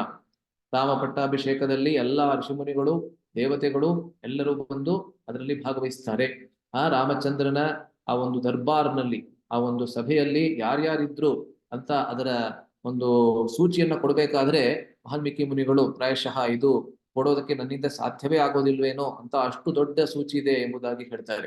ಸೊ ಎಲ್ಲಾ ದೇವತೆಗಳು, ಎಲ್ಲಾ ಋಷಿಮುನಿಗಳು ಎಲ್ಲರೂ ಬಂದು ಅದರಲ್ಲಿ ಭಾಗವಹಿಸ್ತಾರೆ. ಇತ್ತೀಚೆಗೆ ಅಯೋಧ್ಯೆಯಲ್ಲಿ ಆ ರೀತಿಯಾದಂತಹ ಸಂದರ್ಭ ಯಾವಾಗ ಬಂದಿತ್ತು ಆ ನಮ್ಮ ರಾಮನೆಲ್ಲ ಅವರ ಪ್ರತಿಷ್ಠಾಪನೆಯಲ್ಲಿ ಕೂಡ ಎಷ್ಟು ಸಾವಿರಾರು ಜನ ಬಂದಿದ್ರಲ್ಲಿ ಅಲ್ಲ. ಸೊ ಇದು ಇಲ್ಲಿವರೆಗೂ ಕೂಡ ಅಲ್ಲಿ ಪ್ರತಿ ದಿವಸ ಲಕ್ಷಗಟ್ಟಲೆ ಜನ ಬರ್ತಾ ಇದ್ದಾರೆ ರಾಮಲಲ್ಲ ದರ್ಶನವನ್ನ ಮಾಡೋದಕ್ಕೆ. ಸೊ ಆಗಿನ ಕಾಲದಲ್ಲಿ ನಿಜವಾಗ್ಲೂ ಅಂದ್ರೆ ವಾಸ್ತವಿಕವಾಗಿ ರಾಮಚಂದ್ರ ಈ ತ್ರೇತಾಯುಗದಲ್ಲಿ ಲೋಕದಲ್ಲಿ ಇರ್ಬೇಕಾದ್ರೆ ರಾಮ ಪಟ್ಟಾಭಿಷೇಕ ಆಗ್ಬೇಕಾದ್ರೆ ಎಷ್ಟು ಜನ ಬಂದಿದ್ರು ಅಂತ ನಾವು ಸಂಖ್ಯೆ ಎಣಿಸೋದಕ್ಕೆ ಕೂಡ ಆಗೋದಿಲ್ಲ. ಸೊ ಅದೆಲ್ಲ ಆದ್ಮೇಲೆ ಫಲಶ್ರುತಿಯನ್ನ ಯಾರು ನುಡಿತಾರೆ? ಈ ದೇವತೆಗಳು ಮತ್ತೆ ಋಷಿಮುನಿಗಳು ಇಬ್ಬರು ಸೇರಿ ನುಡಿತಾರೆ. ಏನಂತ ಹೇಳ್ತಾರೆ? ಇವರು ನಮ್ಮ ವಾಸುಪುರು ದಯವಿಟ್ಟು ನನ್ನಿಂದ ಹೇಳಿ. ಪ್ರೀಯತೆ ಸತತಂ ರಾಮಃ ಪ್ರೀಯತೆ ಸತತಂ ರಾಮಃ ಸಹಿ ವಿಷ್ಣು ಸನಾತನಃ ಸಹಿ ವಿಷ್ಣು ಸನಾತನಃ ಆದಿದೇವೋ ಮಹಾಬಾಹುಃ ಆದಿದೇವೋ ಮಹಾಬಾಹು ಹರಿರ್ನಾರಾಯಣ ಪ್ರಭುಃ ಹರಿರ್ನಾರಾಯಣ ಪ್ರಭುಃ. ಧನ್ಯವಾದಗಳು. ಪ್ರೀಯತೆ ಅಂದ್ರೆ ಬಹಳ ಸಂತೋಷವಾಗಿ ಇರ್ತಾನೆ. ಯಾರು? ರಾಮಚಂದ್ರ. ಆ ರಾಮಚಂದ್ರ ಅಂದ್ರೆ ಯಾರು? ವಿಷ್ಣು ಸನಾತನಃ ಆದಿದೇವ ಮಹಾಬಾಹು ಹರಿಹಿ ನಾರಾಯಣ ಪ್ರಭು ಎಲ್ಲ ಹೇಳ್ತಾ ಇದ್ದಾರೆ ನೋಡಿ. ಸೊ ಎಲ್ಲ ಆದ್ಮೇಲೆ ಕೊನೆಯಲ್ಲಿ ಪಟ್ಟಾಭಿಷೇಕ ಆದ್ಮೇಲೆ ರಾಮಚಂದ್ರ ಯಾರು ಅಂತ ಎಲ್ಲರಿಗೂ ಗೊತ್ತು ಮಾಡಿಸ್ಕೊಡ್ತಾ ಇದ್ದಾರೆ ಎಲ್ಲಾ ದೇವತೆಗಳು ಮತ್ತೆ ಋಷಿಗಳು. ಅಲ್ಲಿವರೆಗೆ ಎಲ್ಲವನ್ನ ಮುಚ್ಚಿಟ್ಟಿಟ್ಬಿಟ್ರು. ಏನಕ್ಕೆ ಅಂತ ಹೇಳಿದ್ರೆ ಆ ಒಂದು ರಹಸ್ಯ ಏನಿದೆ ಅದು ಹೊರಗೆ ಬಂದ್ಬಿಟ್ರೆ ಮರ್ತ್ಯಾವತಾರಸ್ತ್ವಿಹ ಮರ್ತ್ಯ ಶಿಕ್ಷಣಂ ಅನ್ನೋದು ಮುಖ್ಯವಾದಂತಹ ಯಾವ ಒಂದು ಧ್ಯೇಯ ಇದೆ ಅದು ಹಾಳಾಗಬಾರ್ದು ಅಂತ ಹೇಳಿ ಅದನ್ನ ಮುಚ್ಚಿಟ್ಟಿದ್ದಾರೆ. ಸೊ ರಾಮಚಂದ್ರನೇ ವಿಷ್ಣು, ರಾಮಚಂದ್ರನೇ ಆದಿದೇವ, ಎಲ್ಲಾ ದೇವತೆಗಳಿಗೆ ಆದಿಯ ರೂಪದಲ್ಲಿ ಅದರ ಮೂಲ ರೂಪದಲ್ಲಿ ಇದ್ದಾನೆ. ಮಹಾಬಾಹು, ಆಮೇಲೆ ಹರಿಹಿ, ಅವನೇ ಹರಿ, ಅವನೇ ನಾರಾಯಣ ಎಂಬುದಾಗಿ ಹೇಳ್ತಾ ಇದ್ದಾರೆ. ಅದಕ್ಕಿಂತ ಮುಂಚೆ ಇದಕ್ಕೆ ಪೂರ್ವದಲ್ಲಿ ಸೀತಾ ಅಗ್ನಿ ಪ್ರವೇಶದಲ್ಲಿ ಅಂದ್ರೆ ಸೀತೆಯ ಅಗ್ನಿ ಪರೀಕ್ಷೆ, ಬ್ರಹ್ಮನ ಬಾಯಿಂದಲೂ ಈ ಮಾತು ಬರುವಂತಾಯಿತು. ಸೀತೆಯ ಅಗ್ನಿ ಪರೀಕ್ಷೆ ಆಗೋದಕ್ಕಿಂತ ಮುಂಚೆ ಅಲ್ಲಿ ಬ್ರಹ್ಮ ಬಂದು, ಅಥವಾ ಅದಕ್ಕೆ ಜಸ್ಟ್ ಆದ್ಮೇಲೆ ಅಂತ ಕಾಣುತ್ತೆ, ನನಗೆ ಸರಿಯಾಗಿ ಇವಾಗ ನೆನಪಿಗೆ ಬರ್ತಾ ಇಲ್ಲ ಅದು ಎಲ್ಲಿಗೆ ಬರುತ್ತೆ ಸರಿಯಾಗಿ ಅಂತ.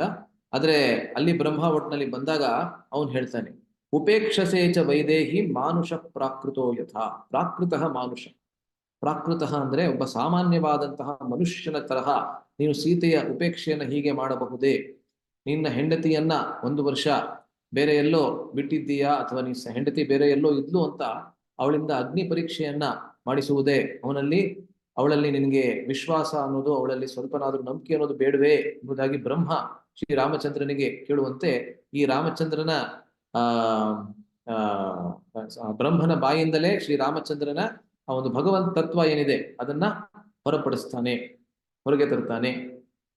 ಸೊ ಇಲ್ಲಿ ಅವ್ರು ಹೇಳ್ತಾರೆ, ಆದರೆ ಇನ್ನೂ ಅವತಾರ ಪ್ರಯೋಜನ ಸಂಪೂರ್ಣವಾಗಿ ಆಗದಿದ್ದರಿಂದ ಆಗ ಶ್ರೀರಾಮಚಂದ್ರ ಅದಕ್ಕೆ ಪ್ರತ್ಯುತ್ತರವಾಗಿ ಬ್ರಹ್ಮನಿಗೆ ಏನಂತ ಹೇಳ್ತಾನೆ ಎಂಬುದನ್ನ ಇಲ್ಲಿ ಹೇಳ್ತಾ ಇದ್ದಾರೆ.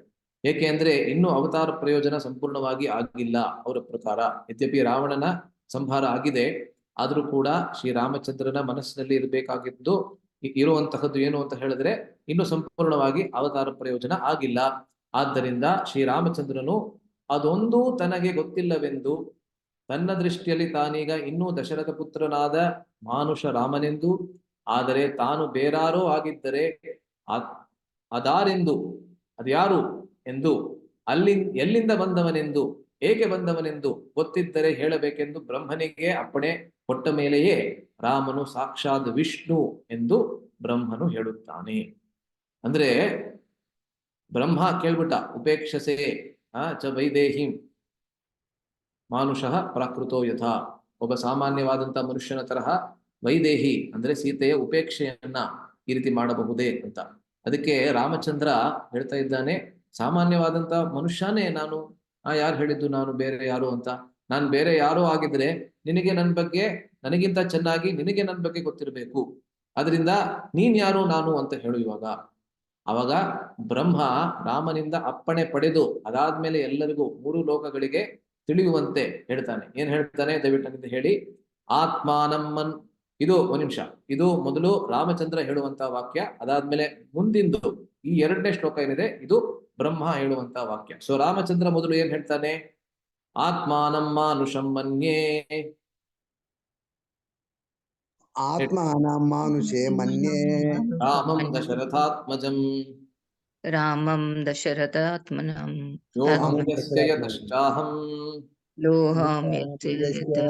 ಯಥಾಹಂ ಭಗವಾಂಸ್ತದ್ಬ್ರವೀತು ಮೇ. ಭಗವಾನ್ ತತ್ಪ್ರವೀತು ಮೇ.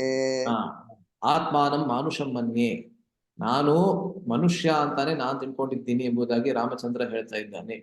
ಏನಕ್ಕೆ ಅಂತ ಹೇಳಿದ್ರೆ ಇನ್ನು ಅವತಾರ ಪ್ರಯೋಜನ ಸಂಪೂರ್ಣವಾಗಿ ಆಗಿಲ್ಲ. ರಾಮಂ ದಶರಥಾತ್ಮಜಂ, ನಾನು ರಾಮ. ಎಂತ ರಾಮ? ದಶರಥ ಆತ್ಮಜ, ದಶರಥನ ಪುತ್ರನಾದಂತಹ ರಾಮ. ಯಹ ಅಹಂ, ನಾನು ಯಾರು? ಯಸ್ಯ ಅಹಂ, ನಾನು ಯಾರವನು? ಯತಶ್ಚ ಅಹಂ, ಎಲ್ಲಿಂದ ನಾನು ಬಂದಿದ್ದೇನೆ? ಭಗವಾನ್ ತದ್ ಬ್ರವೀತು ಮೇ. ನಾನು ಭಗವಂತ ಅಂತ ಹೇಳಿದ್ರೆ ಅದನ್ನ ನೀನೇ ನನಗೆ ಹೇಳ್ಬೇಕು, ಹೇಗೆ ನಾನು ಭಗವಂತ ಅಂತ. ಅದರಿಂದ ನಾನು ಯಾರು ಅಂತ ಬ್ರಹ್ಮನಿಗೆ ಕೇಳ್ತಾ ಇದ್ದಾನೆ. ಬ್ರಹ್ಮ ಅವಾಗ ಸಂಪೂರ್ಣ 3 ಲೋಕಗಳಿಗೆ ತಿಳಿಯುವಂತೆ ಅವಾಗ ಹೇಳ್ತಾನೆ. ಏನ್ ಹೇಳ್ತಾನೆ? ದಯವಿಟ್ಟು ನನ್ನಿಂದ ಹೇಳಿ. ಭವಾನ್ ನಾರಾಯಣೋ ದೇವಃ, ಭವಾನ್ ನಾರಾಯಣೋ ದೇವಃ, ಶ್ರೀಮಾನ್ ನಿಮಿಷ, ಚಕ್ರಾಯುಧೋ ವಿಭುಃ. ಸ್ವಲ್ಪ ಏನೋ ತೊಂದರೆ ಇದೆ ಕಾಣುತ್ತೆ. ಶ್ರೀಮಾಂಶ್ ಚಕ್ರ ಆಯುಧೋ ವಿಭು ಆಗ್ಬೇಕು. 1 ನಿಮಿಷ, ಸ್ವಲ್ಪ ತೊಂದರೆ ಆಗಿದೆ.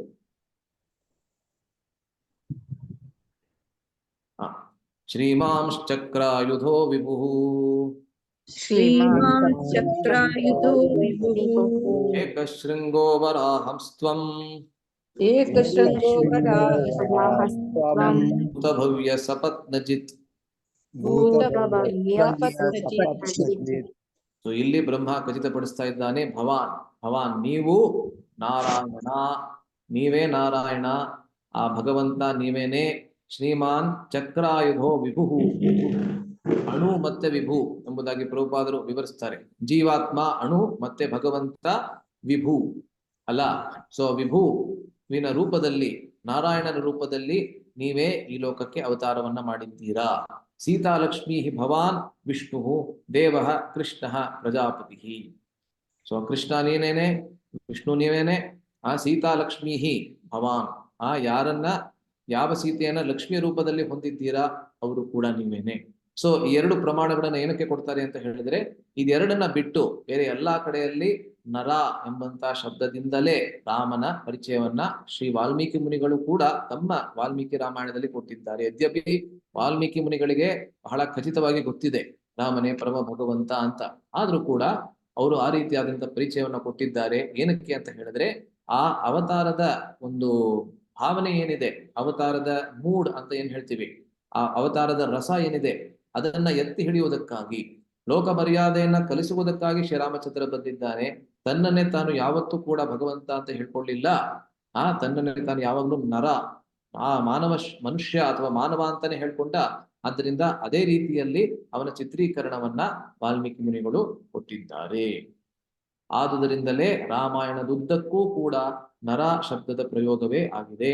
ವಿಶ್ವಾಮಿತ್ರರ ಸುಪ್ರಭಾತ ನೋಡಿ, ವಿಶ್ವಾಮಿತ್ರರ ಸುಪ್ರಭಾತದಲ್ಲೂ ಕೂಡ ಕೌಸಲ್ಯ ಸುಪ್ರಜಾ ರಾಮ ಪೂರ್ವ ಸಂಧ್ಯಾ ಪ್ರವರ್ತತೆ ಉತ್ತಿಷ್ಠ ನರಶಾರ್ದೂಲ. ಇಲ್ಲಿ ನರಶಾರ್ದೂಲ, ಶಾರ್ದೂಲ ಅಂದ್ರೆ ಏನು? ಶಾರ್ದೂಲ ಅಂದ್ರೆ ಏನು? ಯಾರಾದ್ರೂ ಹೇಳ್ತೀರಾ? ಪ್ರಶ್ನೆ. ಹುಲಿ ಪ್ರಭುಜಿ. ಧನ್ಯವಾದಗಳು. ಹುಲಿ. ಸೊ ಶಾರ್ದೂಲ ಅಂದ್ರೆ ಹುಲಿ. ನರರಲ್ಲಿ ಹುಲಿಯ ತರಹ, ಹುಲಿಯಂತೆ ಇರ್ತಕ್ಕಂಥವನು. ನರರಲ್ಲಿ ಅಂದ್ರೆ ಮನುಷ್ಯರಲ್ಲಿ ಹುಲಿಯ ತರಹ ಇರ್ತಕ್ಕಂಥವನೇ, ದಯವಿಟ್ಟು ಹೇಳು. ಎಷ್ಟೊಂದು ಕರ್ತವ್ಯಗಳು ನಿನ್ನನ್ನ ಕಾಯ್ತಾ ಇವೆ. ಕರ್ತವ್ಯಂ ದೈವಮಾನಿಕಂ.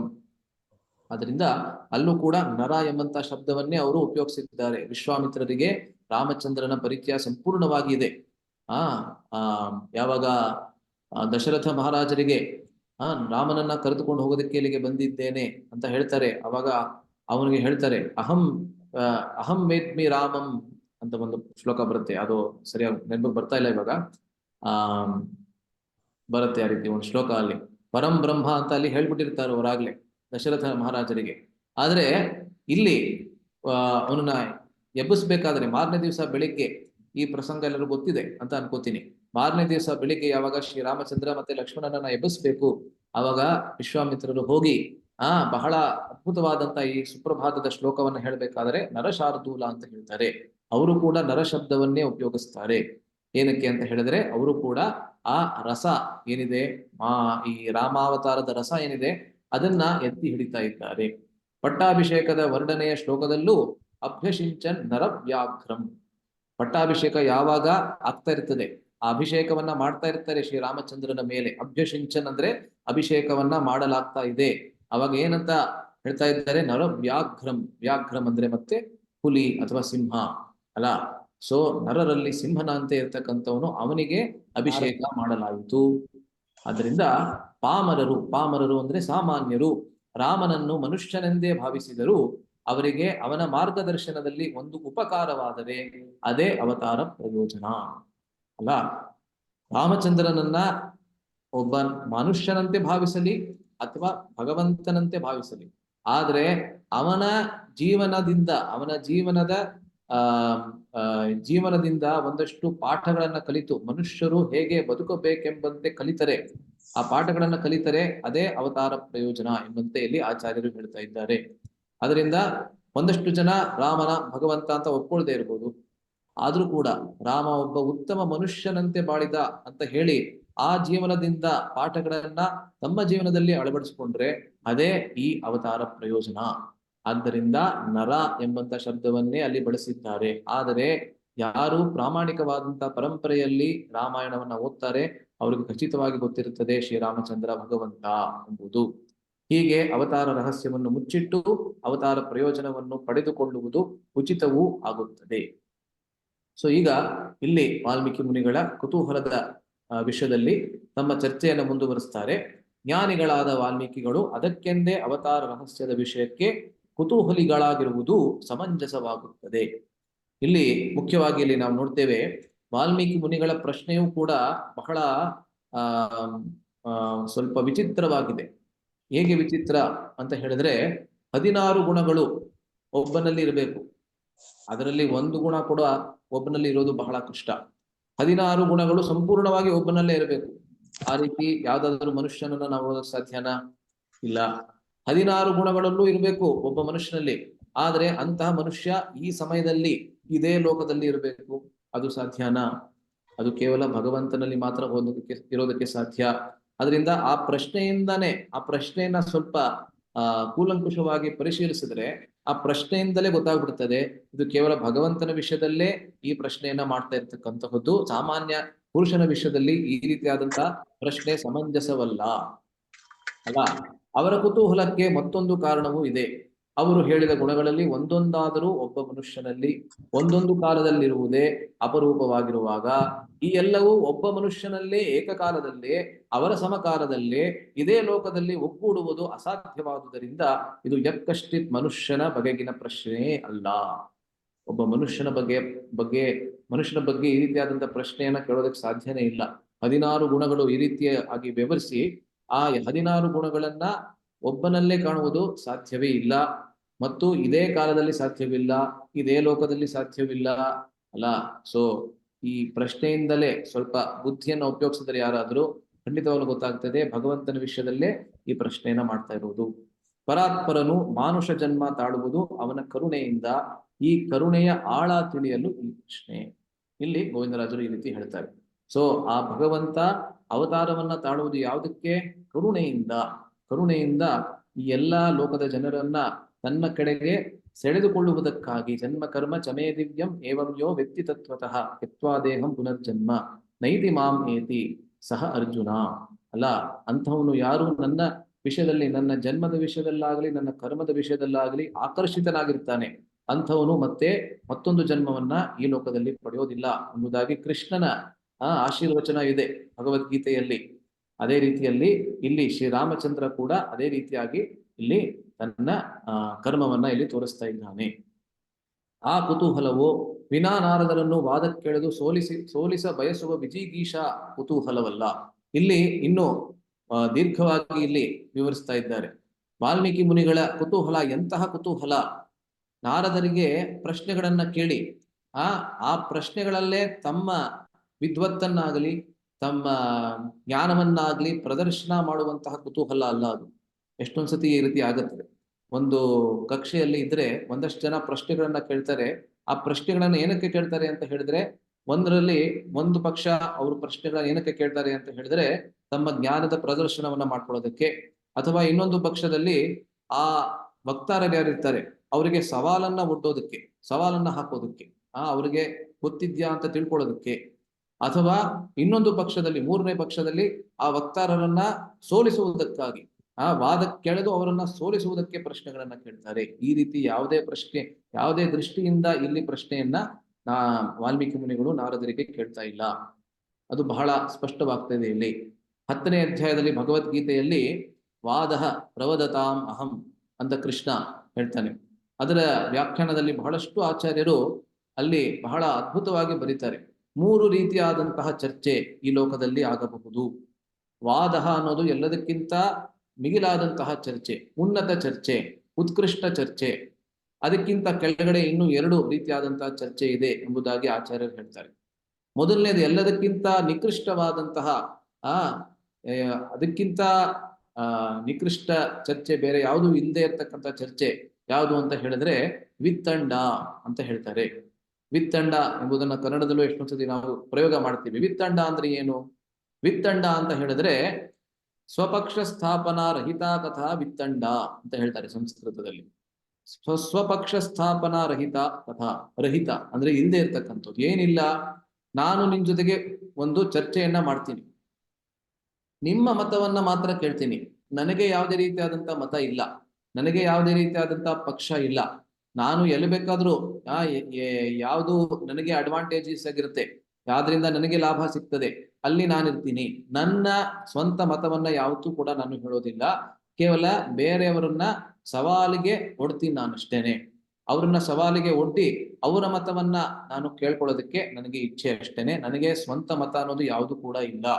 ಆ ರೀತಿಯಾದಂತ ಒಂದು ಚರ್ಚೆ, ಅದಕ್ಕೆ ವಿತ್ತಂಡ. ಎರಡನೇದು ಜಲ್ಪ ಅಂತ ಹೇಳ್ತಾರೆ. ಜಲ್ಪ ಅಂದ್ರೆ ವಿಜಿಗೀಷು ಕಥಾ ಜಲ್ಪ ಅಂತ ಹೇಳ್ತಾರೆ. ಯಾವುದೇ ಚರ್ಚೆಯನ್ನ ಮಾಡಬೇಕಾದ್ರೆ ನಾನು ಕೊನೆಗೆ ನಾನು ಗೆಲ್ಬೇಕಷ್ಟೇನೆ. ಗೊತ್ತಿಲ್ಲ ನನಗೆ ಸತ್ಯ ಏನು ಅಂತ ನನಗೆ ಬೇಕಾಗಿಲ್ಲ. ಆ ಚರ್ಚೆ ಆಗ್ಬೇಕಾದ್ರೆ ನಾನ್ ಗೆಲ್ಬೇಕು ಅಷ್ಟೇ. ಅಲ್ಲ, ಚರ್ಚೆ ಎಲ್ಲಿಗೆ ಬೇಕಾದ್ರೂ ಹೋಗ್ಲಿ, ಆ ಚರ್ಚೆ ಇದು ಮೇಲಕ್ಕೆ ಹೋಗ್ಲಿ ಅಥವಾ ಕೆಳಗೆ ಬರಲಿ, ಎಲ್ಲಿಗೆ ಬೇಕಾದ್ರೂ ಹೋಗ್ಲಿ ಅಥವಾ ಸೀದಾ ಹೋಗ್ಲಿ, ಏನು ತೊಂದರೆ ಇಲ್ಲ. ಆದ್ರೆ ನಾನ್ ಗೆಲ್ಬೇಕು ಕೊನೆಯಲ್ಲಿ, ಅದು ಜಲ್ಪ. ಸೊ ಇದು ಎರಡು, ವಿತ್ತಂಡ ಮತ್ತೆ ಜಲ್ಪ ಅನ್ನೋದು ಎರಡು ಕೂಡ ಏನಿದೆ, ಅದರಲ್ಲಿ ನಮ್ಮ ಸ್ವಂತ ಅಹಂಕಾರ ಅನ್ನೋದು ಬರೋದ್ರಿಂದ ಅದು ಉತ್ತಮವಾದಂತಹ ಚರ್ಚೆ ಅಲ್ಲ ಎಂಬುದನ್ನು ನಾವು ಅರ್ಥ ಮಾಡ್ಕೋಬಹುದು. ಆದ್ರೆ ಮೂರನೇದು ವಾದ. ವಾದ ನಾನೇನೆ ಅಂತ ಕೃಷ್ಣ ಹೇಳ್ತಾನೆ 10ನೇ ಅಧ್ಯಾಯದಲ್ಲಿ. ವಾದ ಪ್ರವದತಾಮಹಂ. ಯಾರು ಉತ್ತಮ ಪ್ರವಕ್ತಾರರಿರ್ತಾರೆ ಅಂಥವರಿಬ್ಬರ ಮಧ್ಯದಲ್ಲಿ ವಾದ ಅನ್ನೋದಾದ್ರೆ ಆ ವಾದ ಅನ್ನೋದು ನಾನೇನೆ ಎಂಬುದಾಗಿ ಕೃಷ್ಣ ಹೇಳ್ತಾನೆ. ಹಾಗಾದ್ರೆ ವಾದ ಅಂದ್ರೆ ಏನು? ಆ ಸತ್ಯವನ್ನ ತಿಳಿದುಕೊಳ್ಳುವುದಕ್ಕಾಗಿ ಯಾವ ಚರ್ಚೆಯನ್ನ ಮಾಡ್ತೀವಿ, ಅದರಲ್ಲಿ ನನ್ನ ಸೋಲಾದ್ರೆ ಅದೇ ಮೇಲು, ಅದರಲ್ಲಿ ನಾನು ಗೆದ್ರೆ ಅದೇ ಮೇಲು. ಆದ್ರೆ ನನಗೆ ಸತ್ಯ ಅನ್ನೋದು ಗೊತ್ತಾಗ್ಬೇಕಷ್ಟೇನೆ. ಸತ್ಯದ ಒಂದು ಅರಸುವಿಕೆಗಾಗಿ ಯಾವ ಒಂದು ಚರ್ಚೆಯನ್ನ ಮಾಡ್ತೀವಿ ಅದು ವಾದ. ಸೊ ಇಲ್ಲಿ ನಾವು ನೋಡ್ತಾ ಇದ್ದೀವಿ, ಇಲ್ಲಿ ವಾಲ್ಮೀಕಿ ಮುನಿಗಳು ಯಾವ ರೀತಿಯಾದಂತಹ ಪ್ರಶ್ನೆಗಳನ್ನ ಕೇಳ್ತಾ ಇದ್ದಾರೆ ನಾರದರಿಗೆ. ಅದರಲ್ಲಿ ಯಾವುದೇ ರೀತಿಯಾದಂತಹ ಅಹಂಕಾರವಾಗ್ಲಿ, ನನ್ನ ಜ್ಞಾನ ಪ್ರದರ್ಶನವನ್ನ ಮಾಡಬೇಕು ಆ ರೀತಿಯಾದಂತಹ ಒಂದು ಧೋರಣೆ ಅವರಲ್ಲಿ ನಮಗೆ ಕಾಣಿಸ್ತಾ ಇಲ್ಲ. ಅದರಿಂದ ಉತ್ತಮವಾದಂತಹ ಜಿಜ್ಞಾಸೆ ಇದು ಅನ್ನೋದನ್ನು ನಾವು ಅರ್ಥ ಮಾಡ್ಕೋಬೇಕು. ನನಗೆ ಕುತೂಹಲ ಉಂಟು, ತಾವು ಹೇಳಿದರೆ ಕೇಳಲು ಆಸೆ, ಆದರೆ ತಮ್ಮನ್ನು ನಾನು ನಿರ್ಬಂಧಿಸುವವನಲ್ಲ ಎಂಬುದು ಭಾವ. ಸೊ ಈ ರೀತಿಯಾದಂತಹ ಭಾವನೆ ಇದೆ ವಾಲ್ಮೀಕಿ ಮುನಿಗಳಲ್ಲಿ. ನನಗೆ ಕುತೂಹಲ ಇದೆ, ಜಿಜ್ಞಾಸೆ ಇದೆ, ಆದರೆ ನೀವು ಅದಕ್ಕೆ ಉತ್ತರವನ್ನ ಹೇಳಿದ್ರೆ ನಾನು ತಿಳಿದುಕೊಳ್ಳಬಲ್ಲೆ. ಆ ಉತ್ತರ ಹೇಳೋದು ಬಿಡೋದು ನಿಮಗೆ ಬಿಟ್ಟಿದ್ದು ಅಲ್ಲ. ಯಾರು ಕೂಡ ಜ್ಞಾನಕ್ಕೆ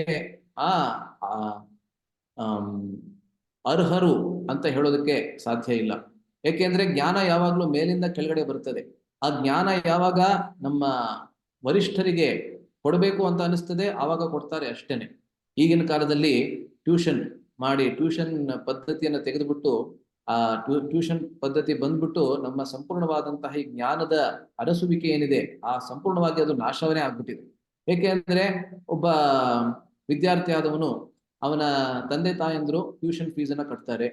ಅದರಿಂದ ಆ ವಿದ್ಯಾರ್ಥಿಗೆ ಏನಂತ ಅನಿಸ್ತದೆ, ನಾನು ಇವರಿಗೆ ದುಡ್ಡನ್ನ ಕೊಟ್ಟಿದ್ದೀನಿ, ಆದ್ರಿಂದ ನಾನು ಯಾವ ಒಂದು ಜ್ಞಾನವನ್ನ ಪಡ್ಕೋಬೇಕು ಅದು ನನ್ನ ಅಧಿಕಾರ, ಅವರಿಂದ ನಾನು ಪಡ್ಕೊಂಡೇ ತೀರ್ತೀನಿ, ಯಾಕೆಂದ್ರೆ ದುಡ್ಡನ್ನು ಕೊಟ್ಬಿಟ್ಟಿದ್ದೀನಿ ಅಲ್ಲ.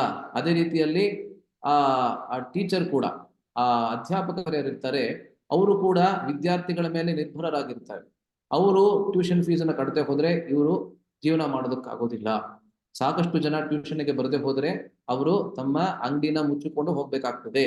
ಈ ರೀತಿಯಾಗಿ ಬಹಳ ಕೃತ್ರಿಮವಾದಂತಹ ಶೈಕ್ಷಣಿಕ ವ್ಯವಸ್ಥೆಯನ್ನ ನಾವು ತೆಗೆದುಕೊಂಡು ಬಂದಿದ್ದೇವೆ. ಆದ್ರೆ ನಮ್ಮ ವೈದಿಕ ಶೈಕ್ಷಣಿಕ ಸಂಸ್ಥೆ, ಶೈಕ್ಷಣಿಕ ವ್ಯವಸ್ಥೆ ಈ ರೀತಿ ಇರಲಿಲ್ಲ. ವೈದಿಕ ಶೈಕ್ಷಣಿಕ ವ್ಯವಸ್ಥೆಯಲ್ಲಿ ಗುರುವಿನ ಗುರುಕುಲಕ್ಕೆ ಹೋಗಿ ಶಿಷ್ಯ ಸೇವೆ ಮಾಡ್ತಾ ಇರ್ತಾನೆ. ಯಾವಾಗ ಗುರುವಿಗೆ ಸಂತೋಷವಾಗ್ತದೆ ಆವಾಗ ಜ್ಞಾನವನ್ನ ನೀಡ್ತಾರೆ ಅಷ್ಟೇನೆ. ಗುರುವಿನ ಜ್ಞಾನ ನೀಡಬೇಕು ಅಂತ ಈ ಶಿಷ್ಯ ಯಾವತ್ತೂ ಕೂಡ ಒಂದು ನಿರ್ಬಂಧವನ್ನ ಹಾಕೋಕೆ ಸಾಧ್ಯವೇ ಇಲ್ಲ ಅಲ್ಲಿ ಅಲ್ಲ. ಯಾವಾಗ ಆ ಕರುಣೆ ಅನ್ನೋದು ಬರ್ತದೆ ಗುರುವಿನ ಮನಸ್ಸಿನಲ್ಲಿ, ಮತ್ತೆ ಗುರುವಿನ ಮನಸ್ಸಿನಲ್ಲಿ ಸಂತುಷ್ಟಿ ಅನ್ನೋದಾಗ್ತದೆ ಈ ಶಿಷ್ಯನ ಸೇವೆಯನ್ನ ನೋಡಿ, ಆವಾಗ ಸ್ವಾಭಾವಿಕವಾಗಿ ಆ ಜ್ಞಾನ ಅನ್ನೋದು ಗುರುವಿನ ಮುಖೇನ, ಗುರು ಮುಖೇನ ಅದು ಶಿಷ್ಯನಿಗೆ ಅದು ಬಂದು ಸೇರ್ತದೆ. ಆದ್ರೆ ಈಗಿನ ಕಾಲದಲ್ಲಿ ಆ ರೀತಿ ಇಲ್ಲ, ಅದು ನಮ್ಮ ದುರಾದೃಷ್ಟ. ಅದನ್ನ ಇಲ್ಲಿ ನಾವು ನೋಡ್ತಾ ಇದ್ದೇವೆ. ಸೊ ನಾನು ಹೇಗೆ ಹೇಳಲಿ ಎಂದು ನಾರದರು ಹಿಂಜರಿಯುವುದಾದರೆ, ಅಂದ್ರೆ ನಾರದರಿಗೆ ಅಕಸ್ಮಾತ್ ಸ್ವಲ್ಪ ಏನಾದ್ರೂ ನಾಚಿಕೆ ಆಗ್ಲಿ ಅಥವಾ ಸ್ವಲ್ಪ ಹಿಂಜರಿಯುವಿಕೆ ಅನ್ನೋದು ಬಂದ್ರೆ, ಏಕೆ ಅಂದ್ರೆ ನಾನು ಹೇಗೆ ಭಗವಂತನ ಬಗ್ಗೆ ಹೇಳೋದು, ನಾನು ಕೂಡ ಒಬ್ಬ ಸಾಮಾನ್ಯ ಋಷಿಯೇ ಅಂತ ಆ ರೀತಿ ಏನಾದ್ರೂ ಬಂದ್ರೆ ಅದನ್ನ ಹೋಗಲಾಡಿಸೋದಕ್ಕಾಗಿ, ಮತ್ತೆ ನಾರದರಲ್ಲಿ ಯಾವ ರೀತಿಯಾದಂತಹ ವಿಶ್ವಾಸ ವಾಲ್ಮೀಕಿ ಮುನಿಗಳಿಗೆ ಇದೆ ಅನ್ನೋದನ್ನ ಹೇಳೋದಕ್ಕಾಗಿ ತಾವು ಮಹರ್ಷಿಗಳು ಎಂದು ವಾಲ್ಮೀಕಿಗಳು ತಮ್ಮ ವಿಶ್ವಾಸವನ್ನು ವ್ಯಕ್ತಪಡಿಸಿದ್ದಾರೆ. ಮಹರ್ಷೇ ತ್ವಂ ಸಮರ್ಥೋಸಿ ಅಂತ ಶ್ಲೋಕದಲ್ಲಿ ಆ ಮಹರ್ಷಿ, ಮಹಾಋಷಿ ಅಂದ್ರೆ ಮಹರ್ಷಿ, ಮಹಾನ್ ಋಷಿಗಳು ಯಾರಿರ್ತಾರೆ ಅವರಿಗೆ ಮಹರ್ಷಿಗಳು ಅಂತ ಹೇಳ್ತೀವಿ. ಅದರಿಂದ ನೀವು ಮಹರ್ಷಿಗಳಾಗಿದ್ದೀರಿ, ಆದ್ದರಿಂದ ನಿಮ್ಮಲ್ಲಿ ನನಗೆ ಸಂಪೂರ್ಣ ವಿಶ್ವಾಸ ಇದೆ ಅಂತ ಆ ವಿಶ್ವಾಸವನ್ನ ವ್ಯಕ್ತಪಡಿಸುವುದಕ್ಕಾಗಿ ಮಹರ್ಷಿ ಎಂಬಂತ ಶಬ್ದವನ್ನ ಅವರು ಪ್ರಯೋಗಿಸ್ತಾ ಇದ್ದಾರೆ. ತ್ರಿಕಾಲಜ್ಞರು ಮತ್ತು ಋಷಿಗಳು ಅಪರೋಕ್ಷ ಜ್ಞಾನವನ್ನು ಅತೀಂದ್ರಿಯ ವಿಷಯಗಳಲ್ಲಿ ಉಳ್ಳುವರು. ಸಮರ್ಥರೆಂಬ ಬಿರುದು ಗುರು ಗೌರವ ಜ್ಞಾಪನಕ್ಕಾಗಿ ಬಂದಿದೆ. ಸೊ ಈ ರೀತಿ ಒಂದೊಂದು ಶಬ್ದಾರ್ಥವನ್ನ ವಿವರಿಸ್ತಾ ಇದ್ದಾರೆ. ಕೊನೆಗೆ ಇಲ್ಲಿ ಗೋವಿಂದರಾಜರು ಮತ್ತೊಂದು ಮುಖ್ಯವಾದಂತಹ ವಿಷಯವನ್ನ ಹೇಳ್ತಾರೆ. ಇದನ್ನ ಇಲ್ಲಿ ಹೇಳಿ ವಿರಾಮವನ್ನ ಕೊಡ್ತಾ ಇದ್ದೇನೆ. ಪರತತ್ವ ನಿರ್ಣಯಕ್ಕೆ ಶಿಷ್ಯನು ಹಂಬಲಿಸುವುದು ಸಹಜವೇ. ಪರತತ್ವ ನಿರ್ಣಯಕ್ಕೆ ಅಂದ್ರೆ ಆ ಪರತತ್ವ ಅನ್ನೋದು ಯಾರು, ಅದು ವಿಷ್ಣುವ ಅಥವಾ ಬೇರೆ ಯಾವುದೋ ದೇವತೆಯ ಎಂಬುದಾಗಿ ಒಂದು ಸಹಜವಾದಂತಹ ಕುತೂಹಲ ಒಬ್ಬ ಶಿಷ್ಯನಿಗೆ ಇರಲೇಬೇಕು. ಆ ನಿರ್ಣಯಕ್ಕೆ ಅಡ್ಡಿ ಏನೆಂದರೆ, ಅದಕ್ಕೆ ಒಂದು ಅಡ್ಡಿ ಇದೆ, ಅಡಚಣೆ ಇದೆ. ಏನದು?